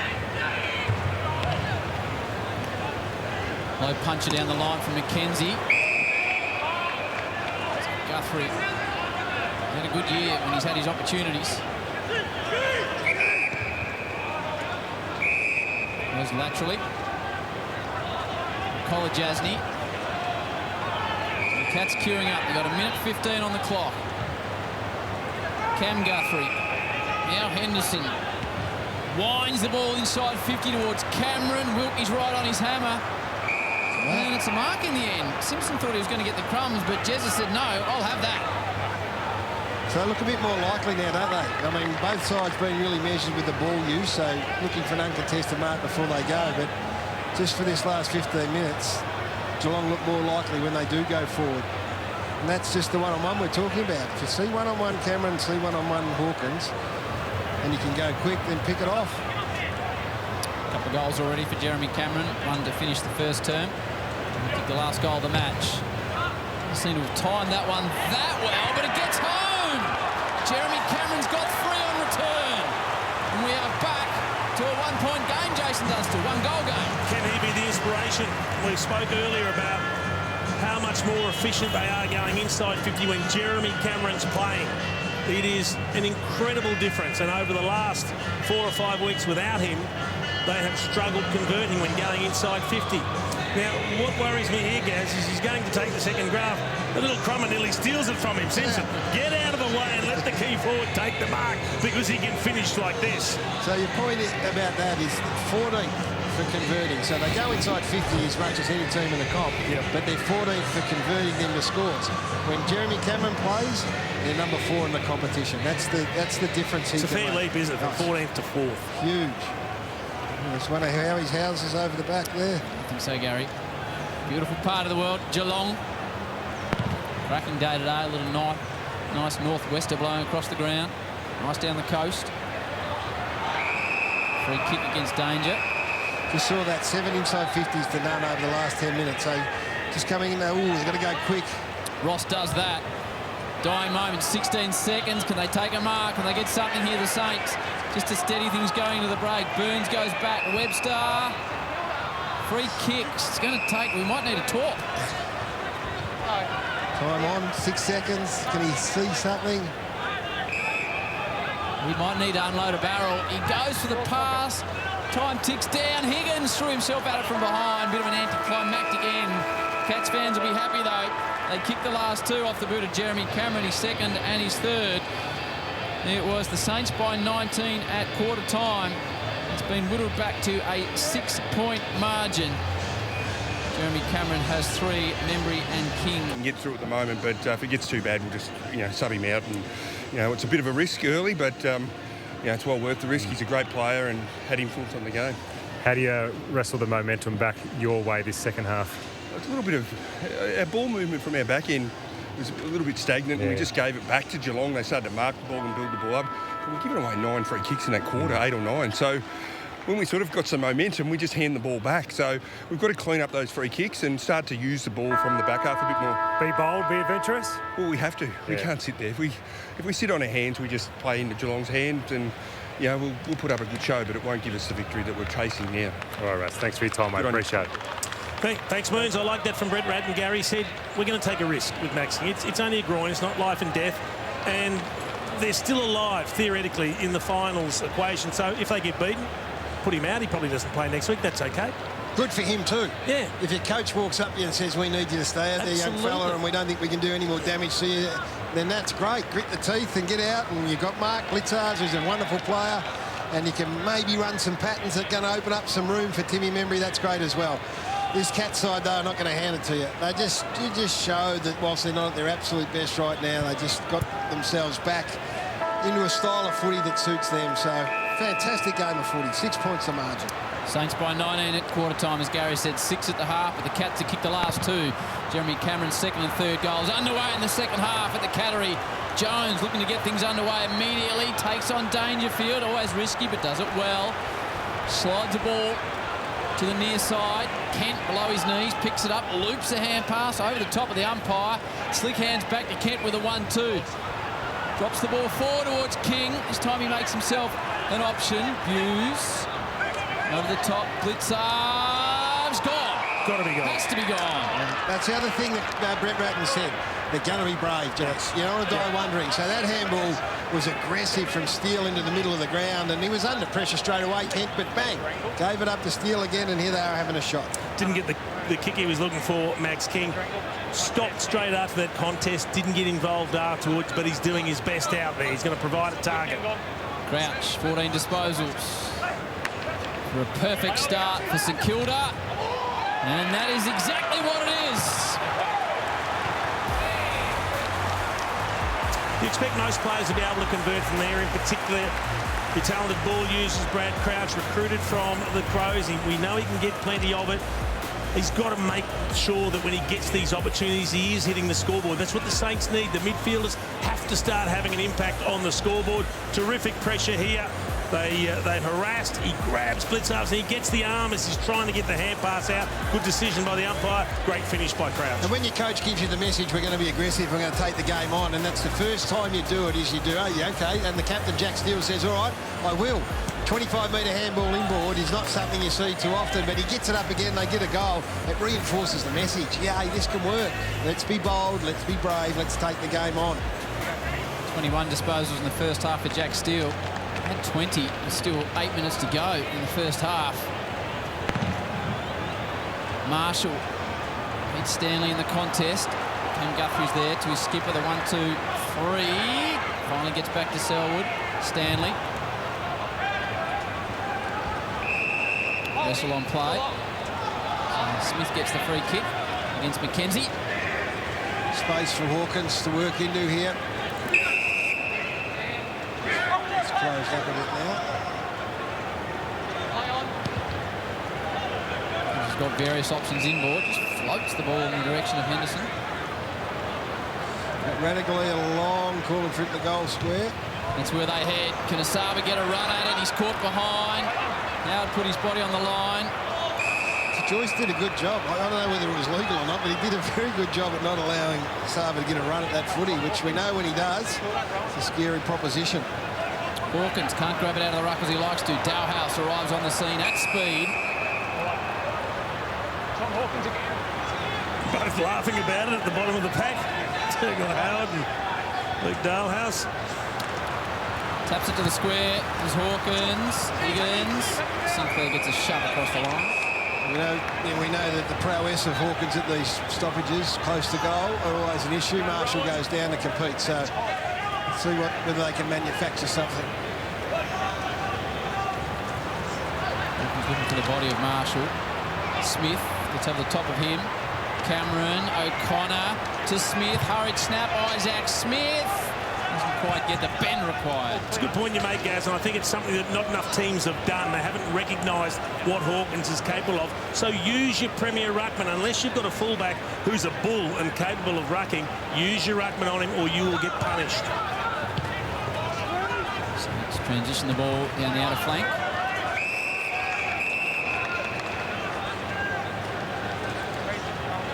How'd you see Dan Hanbury's first half, Gaz? Yeah, solid enough. 7 possessions, but he got involved early. He went to Isaac Smith too at one stage for about 5 or 10 minutes and just ran alongside him and kept him honest, and Isaac's had 11, so good enough. Field was held by Steele without it. Oh, look to tackle that knocked the ball out. That's what he's pleading. He's going, he had the ball, I tackled him and the ball came out. Look at Danger trying to mark the mark about 4 metres closer to goal, thinking he could launch one from there. This is what I want to see, how they get something out of these kicks here.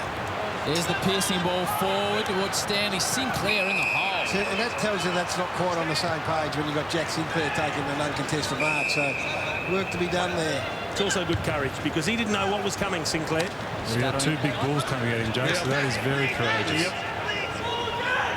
Good serves. Oh, Dunstan didn't see it coming. Got belted. Brad Crouch is going spare. He's going, well, how did Blitzarves get rid of it that time?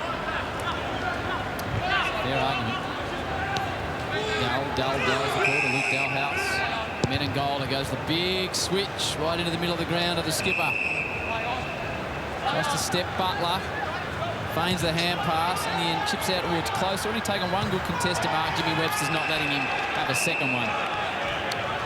This is the one you're talking about, Jay, so no opportunity there for Blitzarves. Keeps running.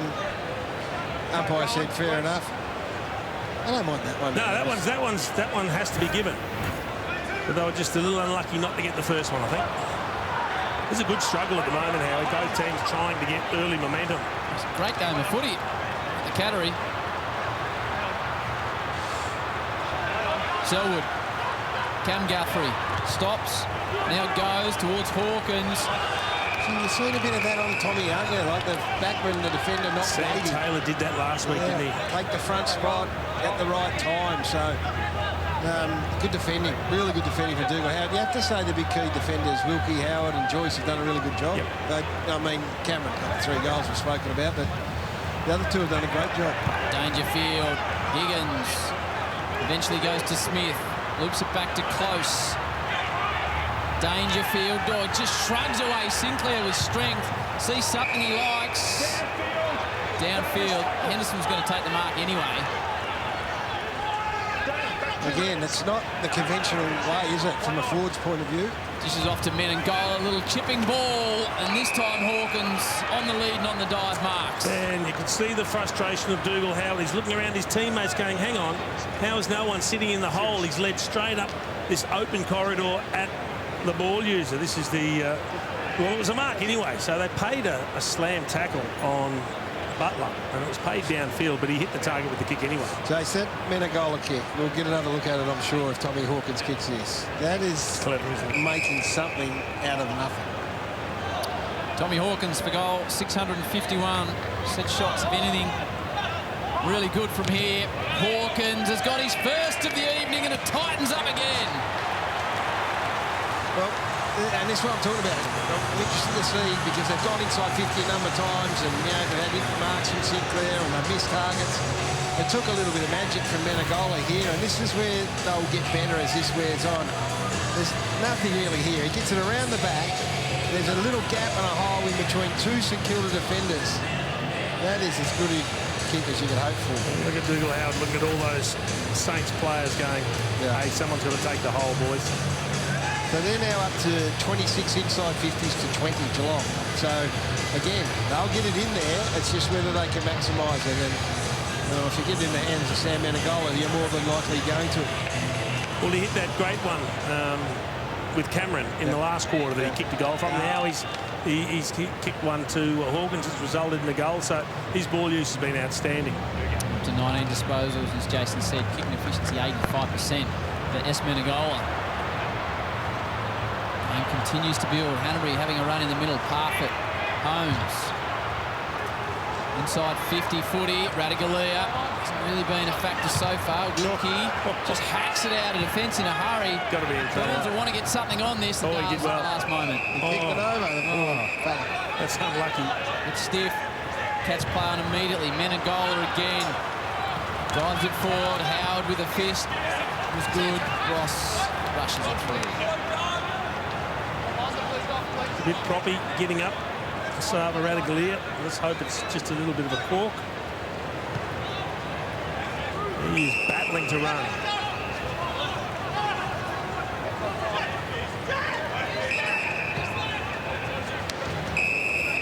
Yeah, he's in trouble, Radigalia.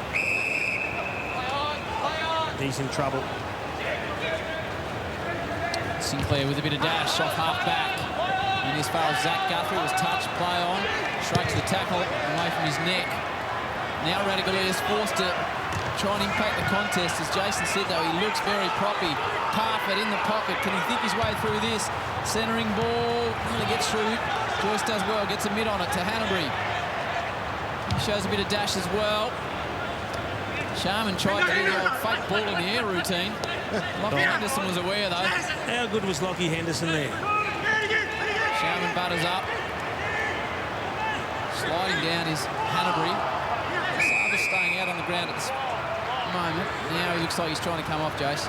Yeah, he's in trouble. He's not moving well. Lockie Henderson got back and at the last minute turned around to track the footy as he engaged his opponent. Brilliant defensive work. I'd say it was just a corky down here, boys, because I think he just told the physio to ship off and he's okay.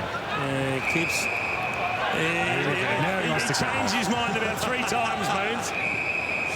It actually might work in Geelong's favour now to bring Narkle in because he hasn't had too big of an impact at the moment, Sava.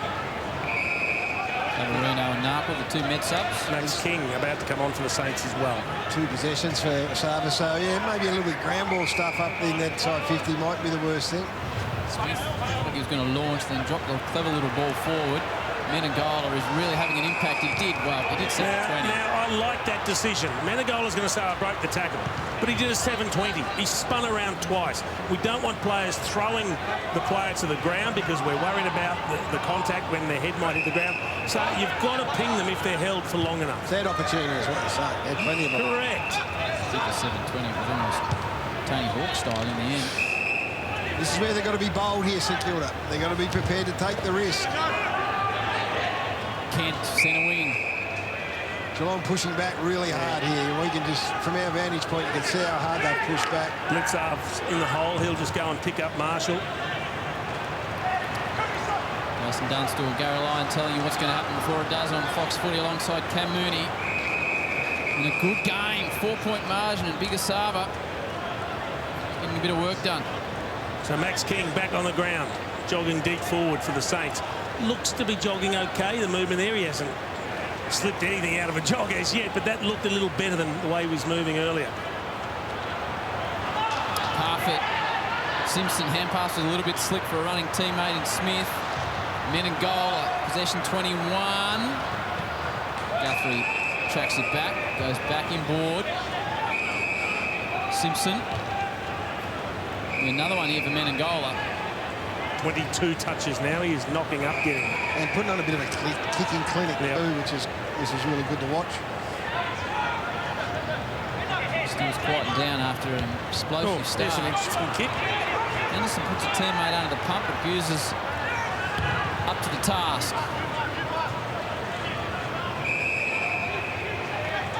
Still looking inside here, which they've been able to chop off pretty well tonight, St Kilda. So it's a little win down the line again.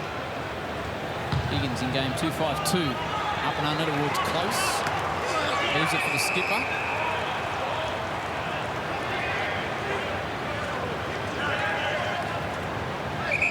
This will be the 7th inside 50 to St Kilda's just won for this quarter, so they're peppering. Just got to get the return. This is the problem again, getting the return once they go in. 1 goal apiece. Up and under. Henry! Oh, wow! Moves forward, did something really spectacular. It's almost hooray for Henry, but not quite. But that gives you a little bit of an insight. Now he's getting back, right? So he's only wandered down there at the opportune time to try and... But he has pushed forward in the pass and hit the scoreboard. So, again, 7 inside 50s for a goal. Just want to be more efficient, the Cats, as we work towards September. That'd have been a hanger and a half. Yeah, Henry. Hawkins takes on one tackle. Clever kick to hit Simpson with pressure all around him. He thought his way through it. Well, that's when we talk about selflessness. Yep. That's when most players can get the big, don't argue, and get some little bit of space for themselves, then swing on the left boot and have a ping at them. That's what most will do. But his first thought is, OK, I've done the hard work. How can I help? Bang. No thought about having a shot. Just quickly, guys. Sorry, Jason. Just quickly. Radaglia is going to come back on. So just a corky on that right thigh at the moment. He's got it strapped up. Simpson to give the Cats the lead for the first time in the match. And that's exactly what he does. Geelong are in front. They trailed by 31 points. It was 31-0 in the first term. They now lead by 2 points. Well, if you're a St Kilda supporter, the last person you wanted to see trying to tackle Tom Hawkins was Dan Hanbury. He brushed him off like a fly and then was able to buy himself time, turn around, and a really good look inside. So he does the ruck work, and then he follows up, and have a look at this. See you later, Dan Hanbury. And a great kick on the left foot. It's a magnificent effort from Geelong. You've given up 5 in a row, and then you've come back and kicked 8 goals to 3 from that moment to be able to find yourself in the lead. Against the side you know are desperate to win, have to win to keep their finals hopes alive. And they haven't done it. They haven't just blown them out of the water. They've had little runs, and then they've conceded a couple, and then got back. They've got the game back on their terms. They're dominating field position. The clearance situation right now is 8-1 their way this quarter. They are smashing. For a award for his corky, Asava gets to go on the ruck. Gets a kick straight in it from Joyce. 9.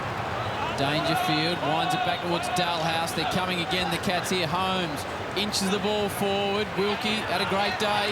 Smith, hand pass a little bit too slick for Parr, but here comes Asava now in the ruck, getting a run at it. Selwood, you hear it. Joel. A little bit too much on it for Simpson.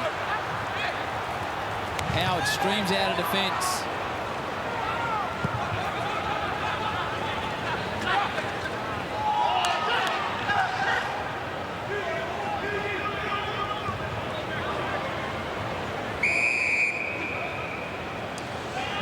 the other number there is the contested possession for this quarter is 22-7. So they're going to dig here. St Kilda got to dig because you're playing against one of the big dogs who are now said, right, clearance contested footy. We are absolutely smashing St Kilda. And the problem is, Gaz, that the Saints players now are getting sucked up behind the ball. So when they kick it out of defence, it's coming straight back because there are so many Geelong players waiting to rebound. So you made a great call before, Howie. You said Radaglia going into the ruck now. If you've just had a bad call, where's the last place you want to go and play, Gaz? Yeah, he's going to jump it out. He's not going to run it out. He's going to jump out his court. He might get Joyce's knee to Exactly. Exactly. Steele has to start rolling again. Ross hacks it forward. Butler caught from behind. So it's all the numbers now. Every time the Saints happen to get the ball, they're surrounded 3, 4, 5 cats. They're just swarming all over the Saints. And the best news, though, for the Saints, it's only 2 points. Yes. Like, it feels this quarter, obviously, it's a hiding, but it's only 2 points. Guthrie towards Higgins. Webster, fist. Burns attacks it hard, close, right on his hammer. Trying to hold it in there, trying to get it out. 10-1 inside 50s. 10-2 the clearances. 23-9 contested possession. That's a pantsing in anyone's language. Good old-fashioned. Two-handed fist. Hawkins, Higgins, Simpson, looks for Smith. You know, for a young man to have the composure to do that when you probably thought he's going to snap and kick for goal, that is absolutely brilliant. There's a bit of Tom Hawkins sets a standard, do you think? There's a bit of, hey, this is what we do at this club. Your first thought, your first look is there someone better? And it becomes instinctive. Just kick the goal. You think I could get a second one here, but no, I've got someone in the corridor. Had to kick it over traffic to get it there. 165 goals for the Hawks, 12 for the Cats. Isaac Smith, 3-time premiership player. 3 in a row for Geelong. Now the challenge is put out to St Kilda. And Jason, I mean, these numbers are all, I mean, there's all the coaches' boxes have got their screens. It'd be just a red light, a massive red light for St Kilda. Yep. The main one is they can't get their hands on the footy. So a big challenge, middle of the ground right now, isn't it? 74 possessions to 28. So that's starting in the midfield. They've got to get a handle on it here. So you've got Hanbury, you've got Zach Jones. It might be Luke Dunstan, the other one, in the middle of the ground. They've got to find a way to get this clearance and not just hack kick it. In the first half, they're able to get the ball from the clearance and then hit a target, find an option. Now, it is a huge challenge. But, you know, you've got a midfield that's Zach Jones and it's Hanbury and it's Dunstan in there at the moment. Isaac Smith He's got a leg crossed, lying back laughing. How relaxed is he? He's been around for a while. He knows what's going on. 9 of the last 12 the Cats have kicked. You can see there's 7 of the last 10. St Kilda needs something out of the middle and they get it. And it falls in the hands of big Tim Membry. Well, in the end, it was a hack clearance, but at least it got forward quickly and like a good forward should. Tim Membry playing in front, able to take the mark. He's got to convert here. They've got to take their chances against the run of play. You've kicked 5 in a row to start the game. What that gives you is the ability to kick a goal here and only be 2 points down when you're getting dominated. You've done hard work early. It's keeping you in the contest. Radaglia off the ground again, not moving well. His kick 2 has the Terralgan flyer, Tim Membry. Might be it. Such an important kick in the context of the game. And he does it, does Membry with it. His third. Great kick, great response. There's Bigasava, who's going to have to spend a bit of time on the bike, you think. Maybe Quinton Narkle not too far away, the medical sub. But that was just critically important. A centre-bounce clearance or any clearance. They've been smashed at clearances in this third quarter. So, yeah, you just find a way. Not pretty, just not one of those ones where you get the clear break through the front half. It's ugly, it's around the corner, but it's a goal. And now you go back and you look at the scoreboard and you go, well, 2 points down, boys, our season's alive. Good clean pick-up by Kent. Very important. This is important too, isn't it? Back in the middle again. Try and back that up again. Try and build on that. And then you look at the other opposition. You've got Dangerfield, Selwood and Cam Guthrie. Jones, Hanbury and Dunstan are in the middle for the Saints. Their season on the line. Hanbury gets the clearance. Again, it's just hacked forward. Luckily, falls in the hands of Dunstan. He plays on. He'll bang it inside 50. Here come the Saints again. Sharman on a long lead. Bouncing in front of him. Higgins is there. Sharman comes again.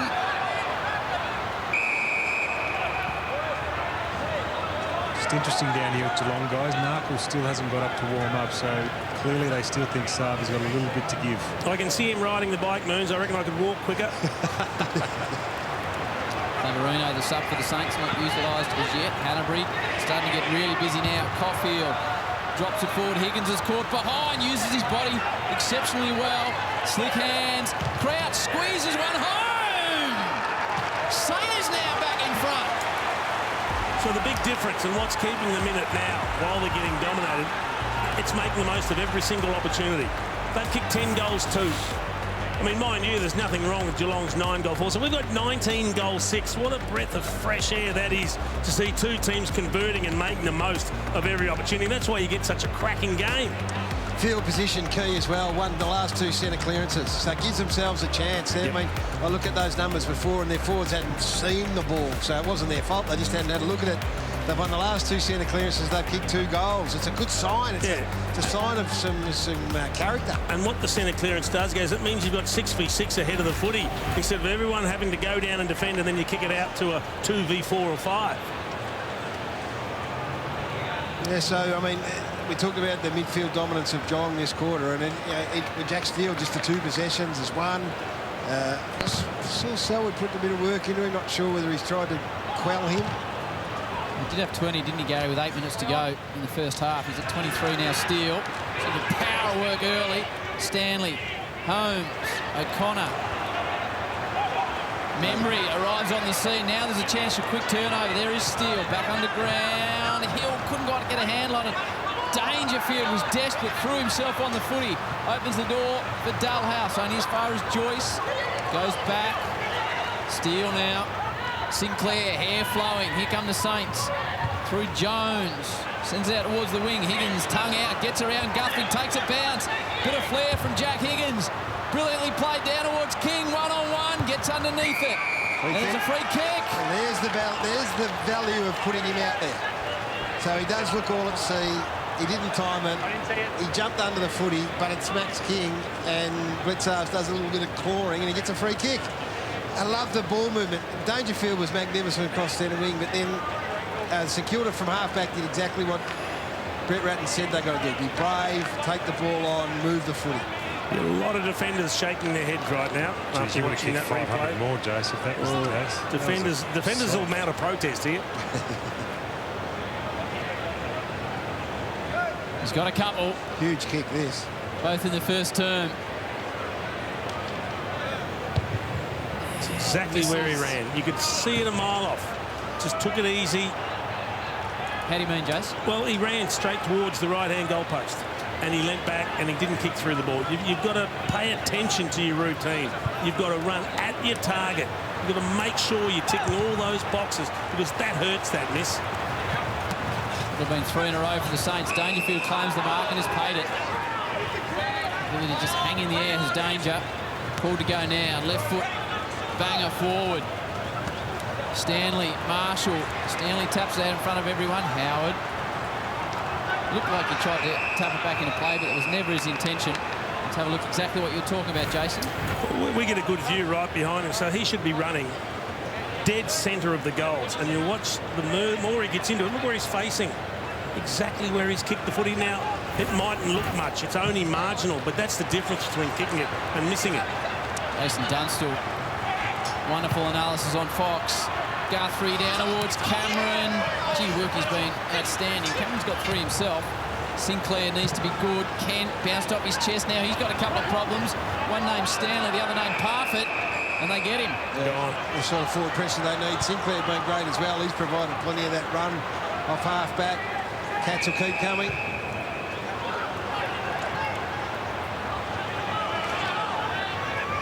Cameron's deep. That's the direction Parfitt goes in. Can someone take a big hanger for the Cats? No, it's Marshall, the big boy.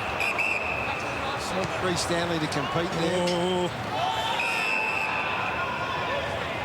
And a nice little kick for his trouble. Just sat in the air and tempted Tommy Hawkins to come over the top. Still now up to 25. Menegola 24. Guthrie 21. And Crouch 17 for the Saints. St Kilda by 19 at quarter time. 6 at the half.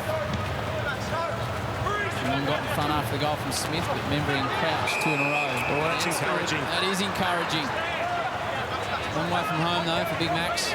Just the fact that he was able to jump and take a contested mark, Howie, do wonders for his own confidence in his body. Dangerfield, another grab. He's just putting his stamp on this game as well, Danger here. He and Menegola have been the two that have just lifted. Paddy with a driving ball, tries to hit Henderson on the stretch. He might still be a chance here. Lockie Webster tracks it back, falls for Henderson now. Doesn't want to have a shot for goal, looks for Hawkins. Unselfish. Steele ran in the other direction. Henderson had an opportunity. It might work out in the end for Hawkins. It does! Big Tommy puts it through. And now it is the catch back up by a point. Cracking game, this one. Saturday evening football at GMHBA. I love Tommy Hawkins as a player, Gaz, but I reckon he got lucky here. He actually takes his eyes off the footy and doesn't even compete for it when the ball comes around the first time. Yeah, I think a couple of them did. Yeah, I reckon Steele coming with a flight here jumps into him, and maybe Tommy jumps into Steele. Takes his eyes off it. And I reckon if he keeps his eyes on the ball, he probably gets a free kick. But in the end, he's able to keep his feet. So that's the important part of the equation. Keeps his feet, follows up. And the one thing we know about Tom Hawkins is he'll always stay in the game. He does that. He's able to kick it. And he's starting to make ground on the one man in front who won't be playing again, but he needs to get moving very quickly, Gaz. He's only got a week and a quarter to get it done. What's he, 9 behind? He's got 2 today, so maybe... He needs at least another couple. You don't see too many bags of 7 or more these days, do you? So I don't think that's going to be Tommy's main concern for the rest of this year. He's kicked 2. The Cats back in front. They take on Melbourne next week, and St Kilda take on the Dockers. Geelong versus Melbourne. That'll be a game and a half next week. Higgins, Menegola.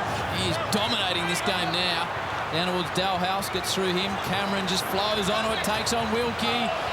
Wilkie doesn't let his man go. What a battle that's been all afternoon. Sinclair. He's had a crack at everything. Falls to Holmes. Now Cameron could get his 4th. But Joyce got a boot in just in time.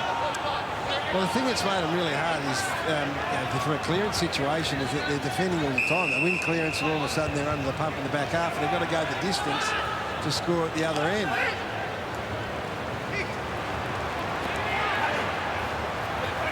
Dangerfield just got sent straight across the line.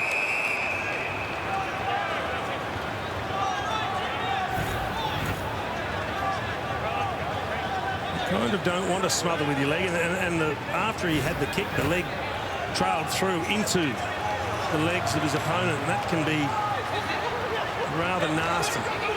Steele, Dunstan, Hill, squeezing ball, just dropped it on the top of Jones. Can they keep running? That's going to be the question for St Kilda, because they're going to have to move this footy really quickly from their back half. Henderson set up down the line to stop the long kick. Now he arrives on the scene. Gets a fist on it. 30 seconds on the clock.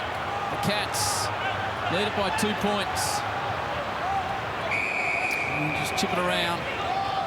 They're very good at this, aren't they? They're very good at getting back and denying the opposition a good look at it. So this is going to be the great challenge for St Kilda with their season on the line. They will be close enough at the 3/4 time mark, and they would take that at the start, irrespective of being 5 goals up. If you said to them, hey, with your season on the line, you're going to be 2 points behind, they'd take it, I reckon. They're a chance against a very, very good side. Smith bangs it down the line. Great game of footy, this one.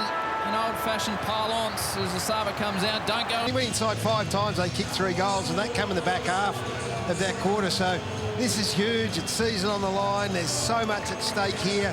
That young man could play a big part. I think so. I thought there was a really good response, because Geelong, we've watched Geelong and been marvelling at them for a long time, that when they get into a mood, they could just steamroll over the top of a team, and I just thought that's where we were heading. They got out to 10 points when Smith kicked that goal in the 3rd quarter, but they dug in St Kilda. It was a great sign, so we're set for a huge last quarter. Cameron Mooney. Well, as you see there, boys, Radaglia still out on the ground, so obviously can still take part in the game.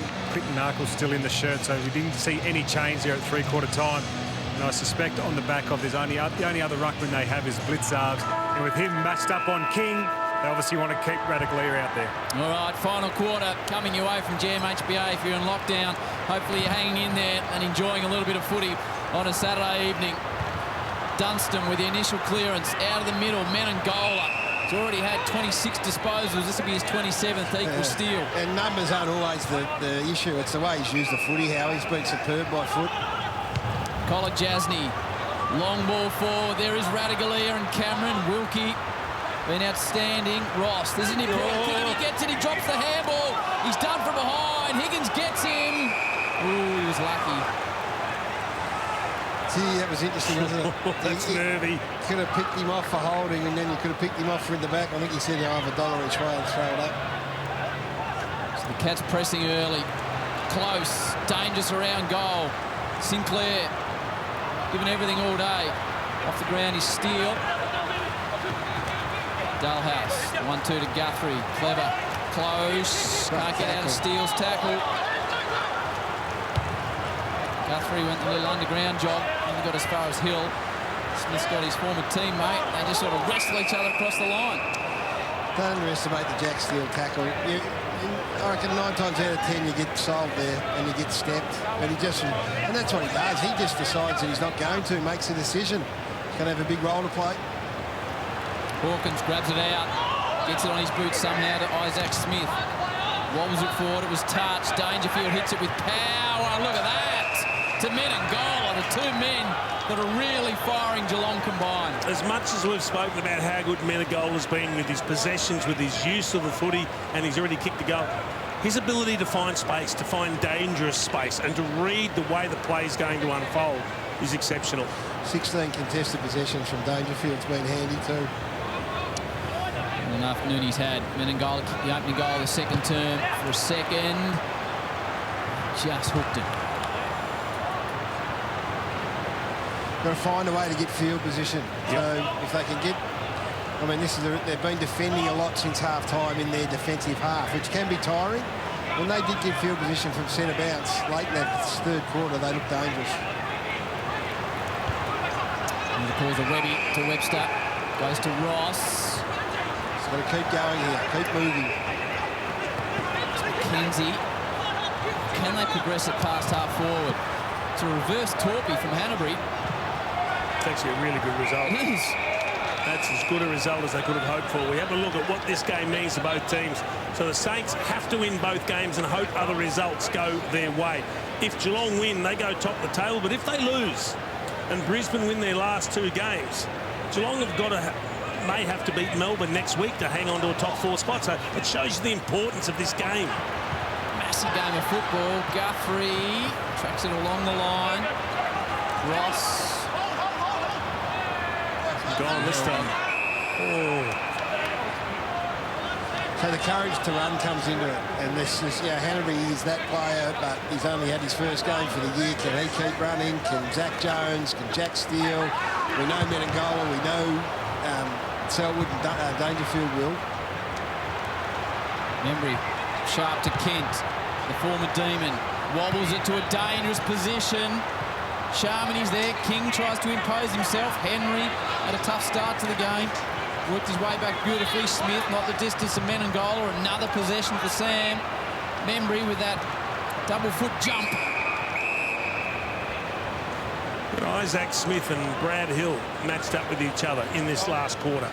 That could be a fascinating duel. GPS number will be interesting at the end of it. They go to defensive sides on stoppage, which becomes really interesting. Then it's a matter of just who can get used and who can be most effective.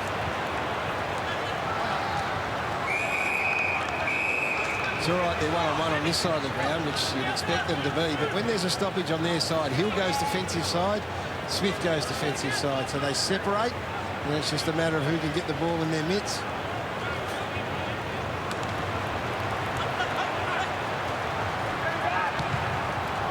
'30th for Menangola. And as far as Jimmy Webster.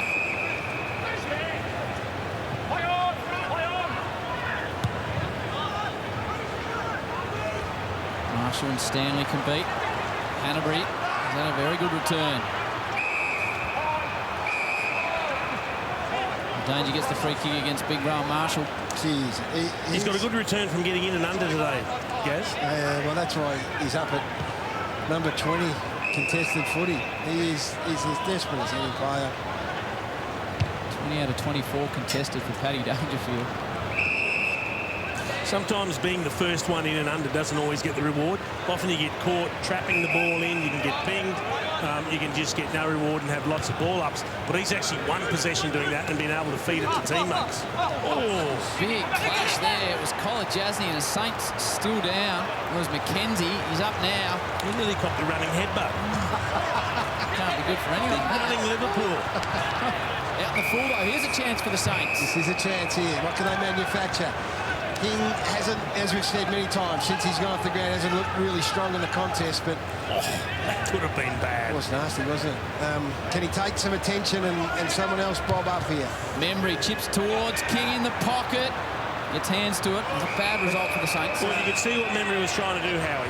Yes, there was someone sitting in the gap. It was blitz up. He tried to sit it on his head, so he had to stand under it while King could run and jump over the top. It's interesting. You got Radicalea, who's wounded at the other end of the ground as well, so two of your keys here are just below par physically.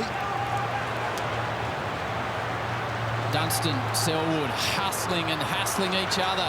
They both go to ground now. Crouch puts his body over the footy, as does Caulfield. Webster close. They're all in there. Such an important game. Geelong looking to go top. The Saints are going to keep their season alive. Well, I don't want to state the obvious. A travesty the crowd is in here screaming their guts out of this, given what's at stake here. This is desperation plus. Both sides, they've been magnificent in having a crack here. Hannaby somehow gets it to Crouch. He goes off the ground. Fistrom Smith over the former teammate's head. Hill, Dangerfield, O'Connor. Hughes picks it up on his bootlaces. He's got great evasive skills, Jet Hughes. Good toe as well. That's what happens when you run and take a risk and give it and get it back. It opens up for you. Oh, it's open ahead of them here. They got space. Smith will look to run into a gap as well. Henderson unloads inside 50. Here comes Asaba. There is Cameron. All the big men are there. Hawkins as well. Well, that's how, I think that's Dougal Howard there, is it? Who came off his man and spoiled Cameron, who was going to mark the footy. So he was defending too. Defended Radicalea and Hawkins. Gets a tap out of the ruck. Parfitt, Hawkins, Guthrie, Higgins. Got space. This is dangerous. St.Kilda with this man has space. Doesn't really time the ball forward. Saba with that big quad bandage up. Sinclair comes and picks everyone's pocket. This is an important ball. Burns might work out to Webster. They've got to get it out of here in a hurry, the Saints. Kent goes to ground. Jones. Well, he was in big space, Zach Jones. He just couldn't get it to him there in the end. Just a little lack of composure.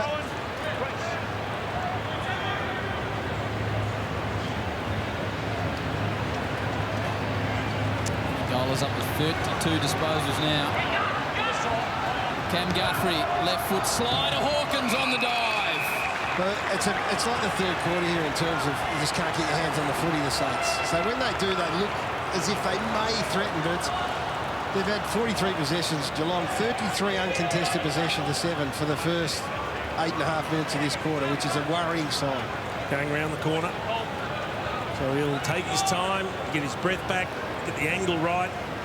All of a sudden, this will be a third goal, though, for Hawkins. Look at that for a finish from big Tommy Hawkins.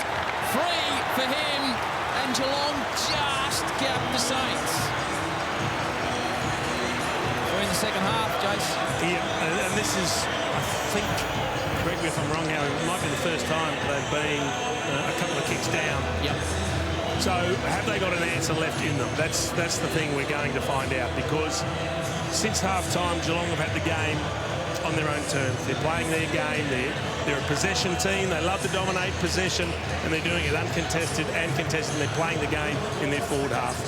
They've had 23 handballs this quarter to 4. So, I mean, we're talking about the courage to run and who who can cover the ground, who can transition from one end to the other. But right now, it is He's one Geelong. closer. He's one closer. And Harry Mackay's sitting on the couch going, right, that's enough. Someone pick Hawkins up. He might be still in hospital, big. Hey, True, send our best wishes after a shoulder surgery.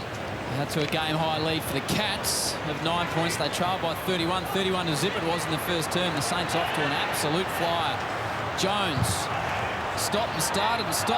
Can King get involved here, Henderson? He had Burns on. He had the handball to Burns, which would have meant Burns could then run and bypass that group of players instead of going back and kicking.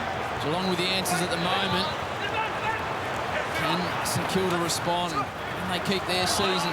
Their top 8 hopes alive. Blitzards, Higgins coming back, doing pretty well as Ross, but the umpires disagreed. Well, we've got one-on-ones now. No, going the other way, I think. No, it is. You're right. I was going to say it was a tough decision against him. It looked like he got balled. Now, can they find some aggressive run?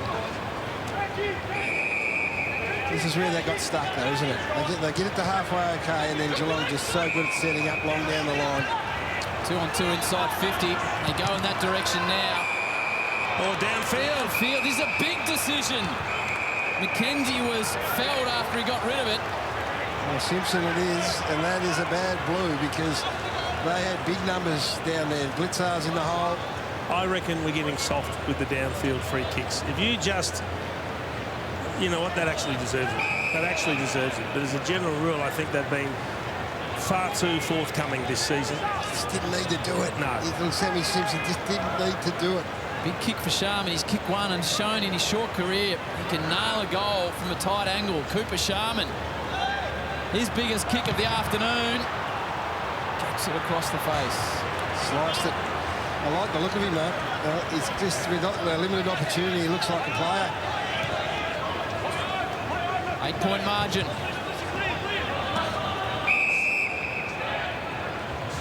You just wonder how many good looks like that they're going to get in the last term, St Kilda. They probably can't afford to miss any of them. Well, this has got to get up on an opponent. If you give Geelong time and space to deliver the footy in this manner, it's very hard to get it back off them.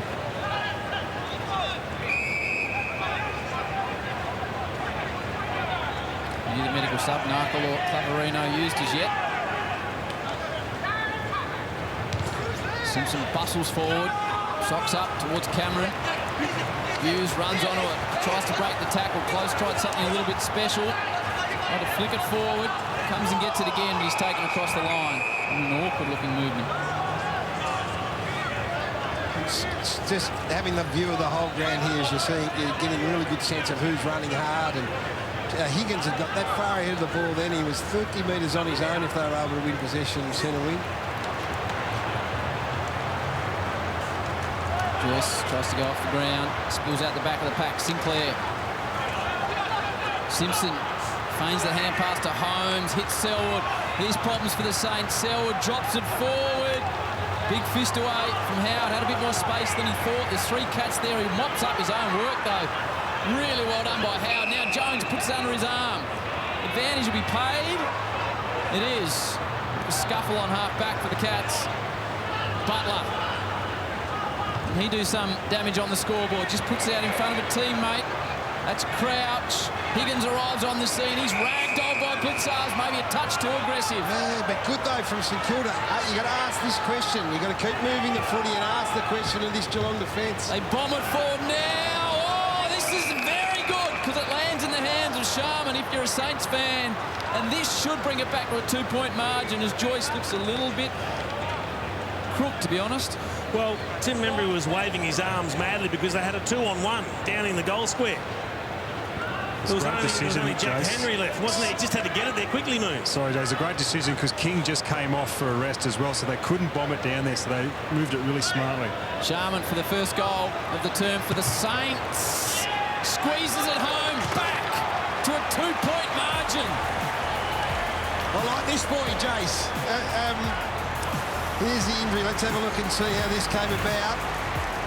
This is at the other end of the ground when they were about to transition. So the tackle from Tommy Hawkins, and see, worse than that's been looked at, and I think Tom realised straight away. Yep. I don't think there was a sling that was a momentum injury for me. But it was an aggressive tackle, but you could see Hawkins showing concern straight up. Yeah, and he was running flat out. So we can deal with that in a moment. Let's deal with the game right now.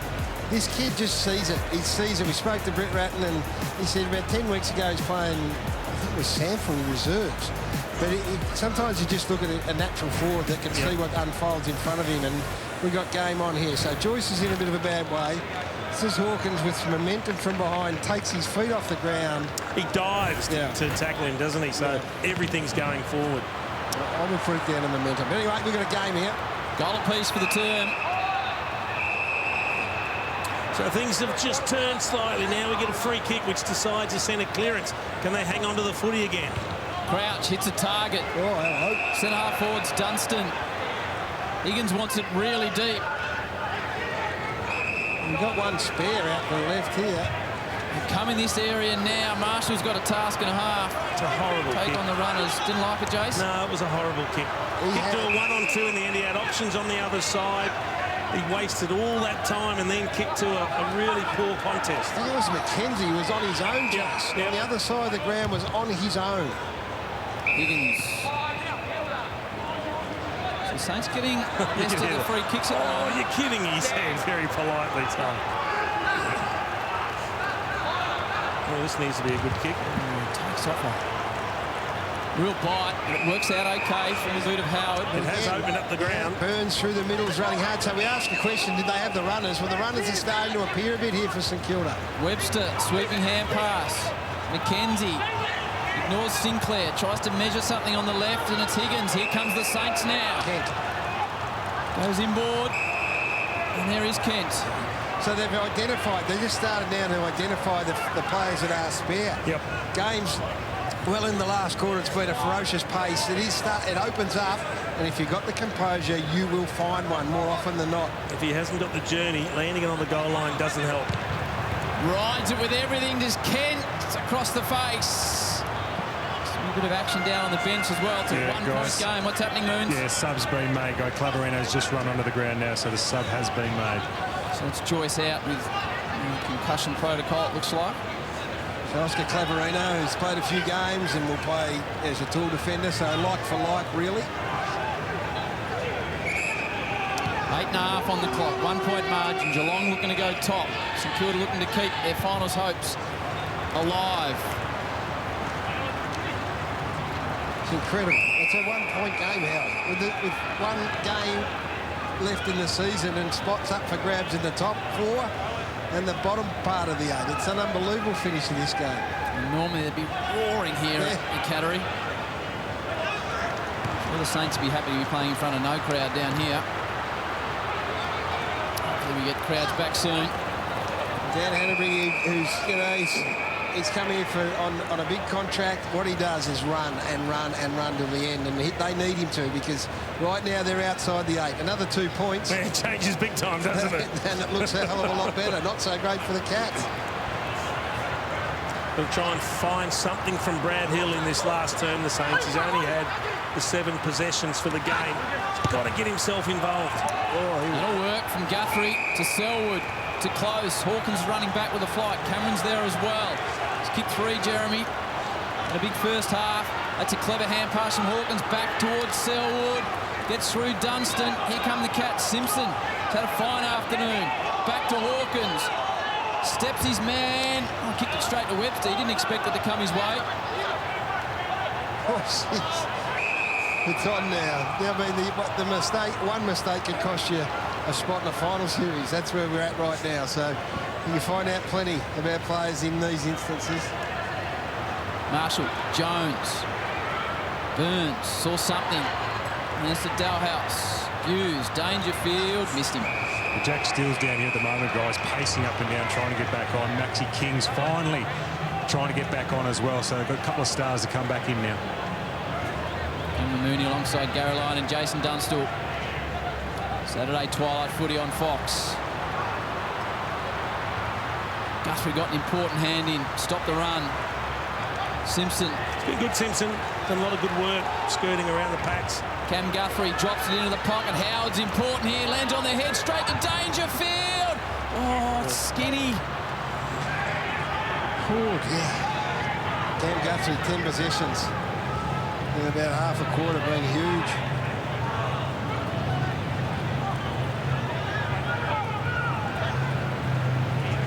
Markle's doing some run-throughs down there as Radaglia limps to the bench. Yeah, he's back off now, Harry. I think this change might be made now.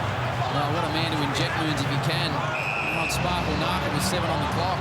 Well, it's a no-brainer. If you've got a genuine Corky to big Sav, and you've got Narkle there with the running ability. Men in goal with one of those pierces only as far as Caulfield. He wants to move it immediately, so the Saints taking it on now. They've got it in the hands of the runner, Hill. He just plops it straight down the line towards King. Blitzarves. Butler keeps his feet. Blitzarves comes a second time, taps it out to his team's advantage. Back to Hill. Butler, he's going to have no space. Put one round the chops for his trouble. Had a couple of good moments, Brad Hill then. Jace, called for it, so he's had a few moments. He's got to find plenty more, though, as you said. He's the best runner in the group, so he's the one that's got to be pushing and finding. Out of the ruck from the Saints. Reverse spirals it forward. But over the top of Burns. Higgins and Blitzarves run into each other. Higgins is the winner in the end. Selwood at the bottom of the pack. Hacks it forward. Well, he's left his man here, Dougal. House got one high. Big play now. Cats are streaming forward. They lead it by a couple of points. Under 6 on the clock. Oh, it's a big call. He's saying calm down, take it easy, but he had some options if he went quickly. He had Hawkins and Seb Ross ahead of the footy because Howard had left him to attack the ball, which was brave. Howard now gets back on Hawkins. Cameron deep with Wilkie. Still got to kick a goal or two to win.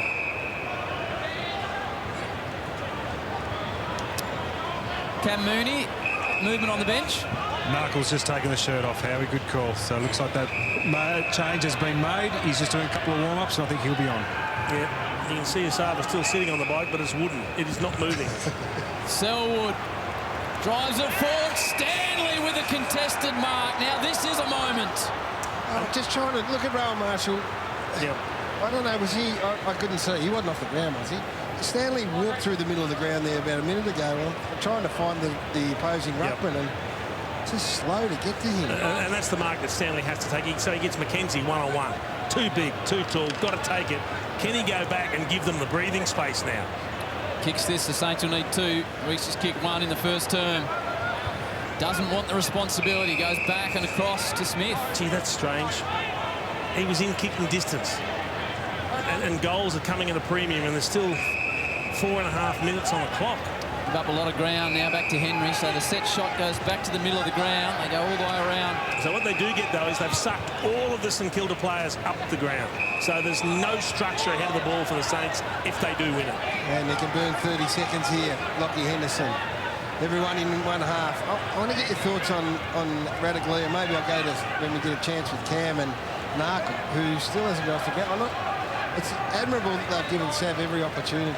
But, gee whiz, you could have done with that. I would have made the call a lot earlier, Gaz. Yeah. I would have used Henry as my second ruckman if I needed it. Yeah, well, maybe that was the reason. But Henderson burning the clock. He's still looking to try and pass it off.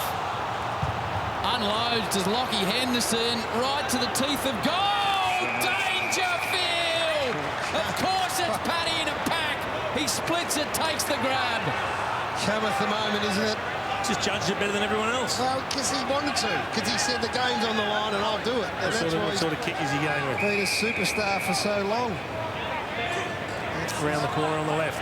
Not home yet, let's be honest, but No, you expect him to kick this. the mark was just the mark of a champion.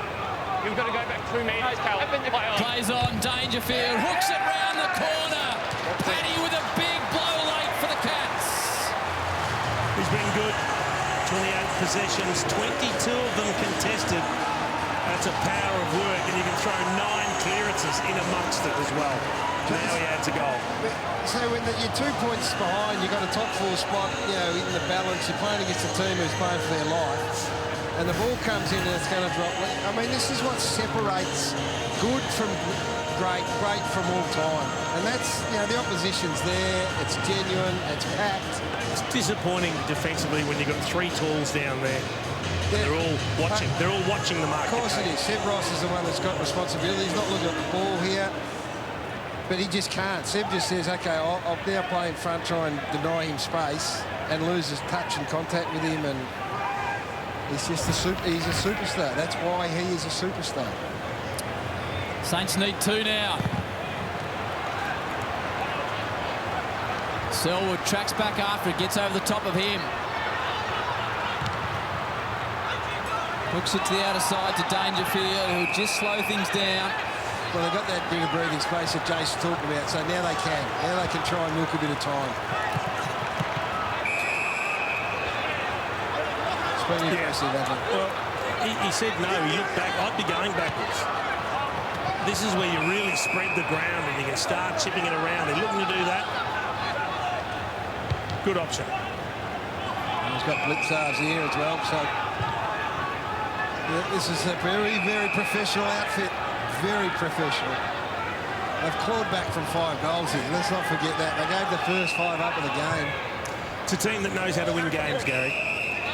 They've done this so many times in the past. Soaking up the time now, the Cats. Saints need to get their hands on the footy in a big hurry. Claverino, his first impact on the game. It's got to go here. They're going to take the corridor, take the risk. Oh, it's a wobbly old ball. Sets Wilkie a task. Cameron comes back with a flight. Wilkie comes again. There's Narkle. Cameron to finish the game. Jeremy Cameron. That is all she wrote. Cameron's got his 4th and the Cats are home. And tonight they will sit on top of the ladder. And just like that, St.Kilda's year is over, Jason. And that's how cruel a game it is. But the learnings to come out of this. You said they had to take it on, and they did. Yeah, but again, it's the execution. Well, that one there, when you say you take it on, you just got to be a little bit more discerning. That's long and slow and high, and you're 15 metres out from goal. So try and get a shorter kick and then ping one through the middle. And if you turn it over in the centre of the ground, up near the circle, fair enough. That hurts. But anyway, just this Geelong side, you just take your hat off. Tui out, Stewart out, they're big outs. I reckon they're really important parts of what they try to do in this side. Gary Rowan not playing either.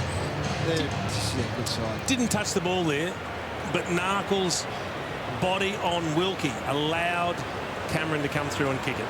And that's as if the looks of a playing group who now know that 2021's gone from a finals point of view. Yep, and the Cats can plan on the double chance and cut their cloth accordingly. So they'll go top of the ladder. Melbourne play tomorrow, and then Geelong play Melbourne next week. Sinclair drags the ball forward. Kent been valiant, the Saints. They kicked the first 5, as Gary said. They led 31 to zip early doors. Narkle trying to make an impact. Work his way into the side come finals. Ross stripped from behind, holding the ball.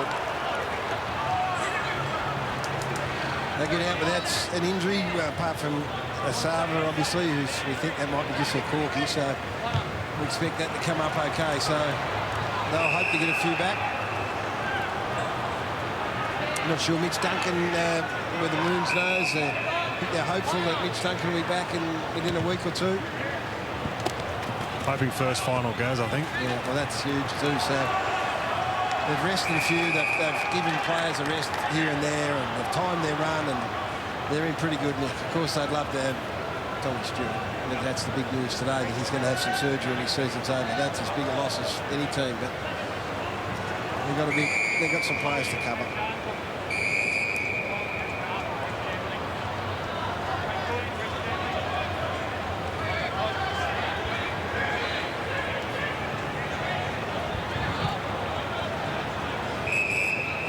Shame they took so long to find this chemistry, St.Kilda, because their last 6 weeks, they've turned the corner and they look like they can compete against the good sides. Have a look at this man, Dangerfield. Who's contested numbers, Gary? They're extraordinary, aren't they? 30 possessions, 24 contested, 9 clearances, 6 inside 50s, the match-defining mark and goal, and probably 3 Brownlow votes, I think. Selwood with ball in hand as the clock winds down. He goes back. Cats get it done. 16th win of the season. They sit atop of the ladder tonight. They came back from 31 to zip down. And that man right there was a massive part of it. And the Saints, well, they that is a mortal blow for 2021.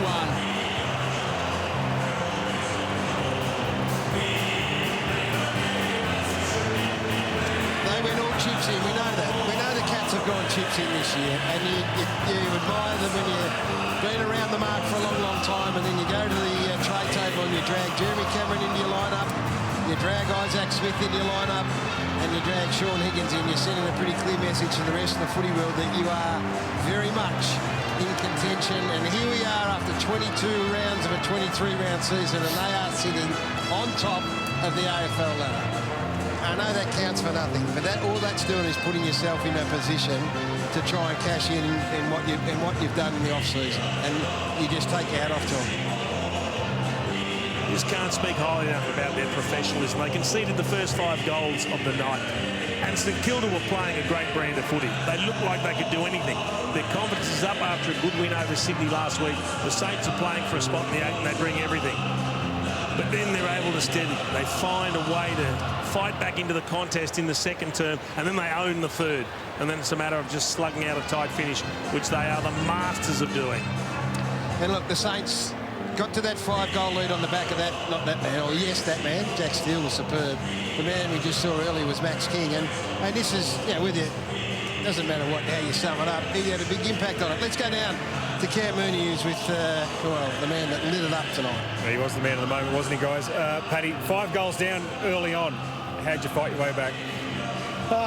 Probably from learned experience, Moons. We've sort of been in this situation before, the Bulldogs last year, so I think the key in these sort of moments is not to look too far ahead. It's sort of the next contest, the ability to control the ball a bit more than what we were, and the scoreboard would take care of itself. If you're worried too much about scoring, and you forget your process to actually get there. It's been a bit of a big week for the footy club. Pretty big couple of days, really. You lose Tommy Stewart, looks like now for the season. You've had a weekend or a couple of days in hospital, and so it's been a bit of a week for the club. Yeah, it has, and look, we always remain very grounded. It's obviously really unfortunate for Stewie. So we'll have to wait and see with him. That's an unfortunate one, but the rest is about controlling what we can control. It gives opportunities for others, and Zach Guthrie, he's had a fantastic back end, and just shows perseverance and a great attitude. Your time will come, and he's grabbed it with 2 hands. How was your week? It's been an interesting one. Can't yell at the kids chasing them around the house, so that's been unfortunate. But once again, it's about this time of the year, fine-tuning with where we're at. We've got a big picture ahead of us with where we want to get to. But it's still, getting what we need done in the lead up to it. Game on the line, you take that big mark inside, or just near the goal square there, go back, kick the goal. You must be feeling good today. I mean, it's a big contested beast day for you. Yeah, it was. What actually made that so easy, or not so easy, but the fact that the other forwards were moving a lot. So that's obviously a key component to any forward line that's moving well is engaging opponents. So the opportunity was there. Yeah, boys waiting for you, mate. Go and enjoy it. Thanks, Muna. Well done, Modest champion still. And you forget, you don't forget, but when you get immersed in the game, your mind doesn't go to the fact that he was in hospital last Saturday or Sunday night, whenever it was after that incident. So not the ideal build-up, and he comes out and peels off a 15-game best on ground, 31 possession best on ground performance. So I can't speak highly enough for Patrick Dangerfield, and hopefully he's going to get his chance to do what he has, the only thing that is yet for him to do in his footy career. Saints gave themselves every opportunity, Jason. They led 31-0. They kicked the first 5 of the game. They picked up where they left off last week. Their pressure was up.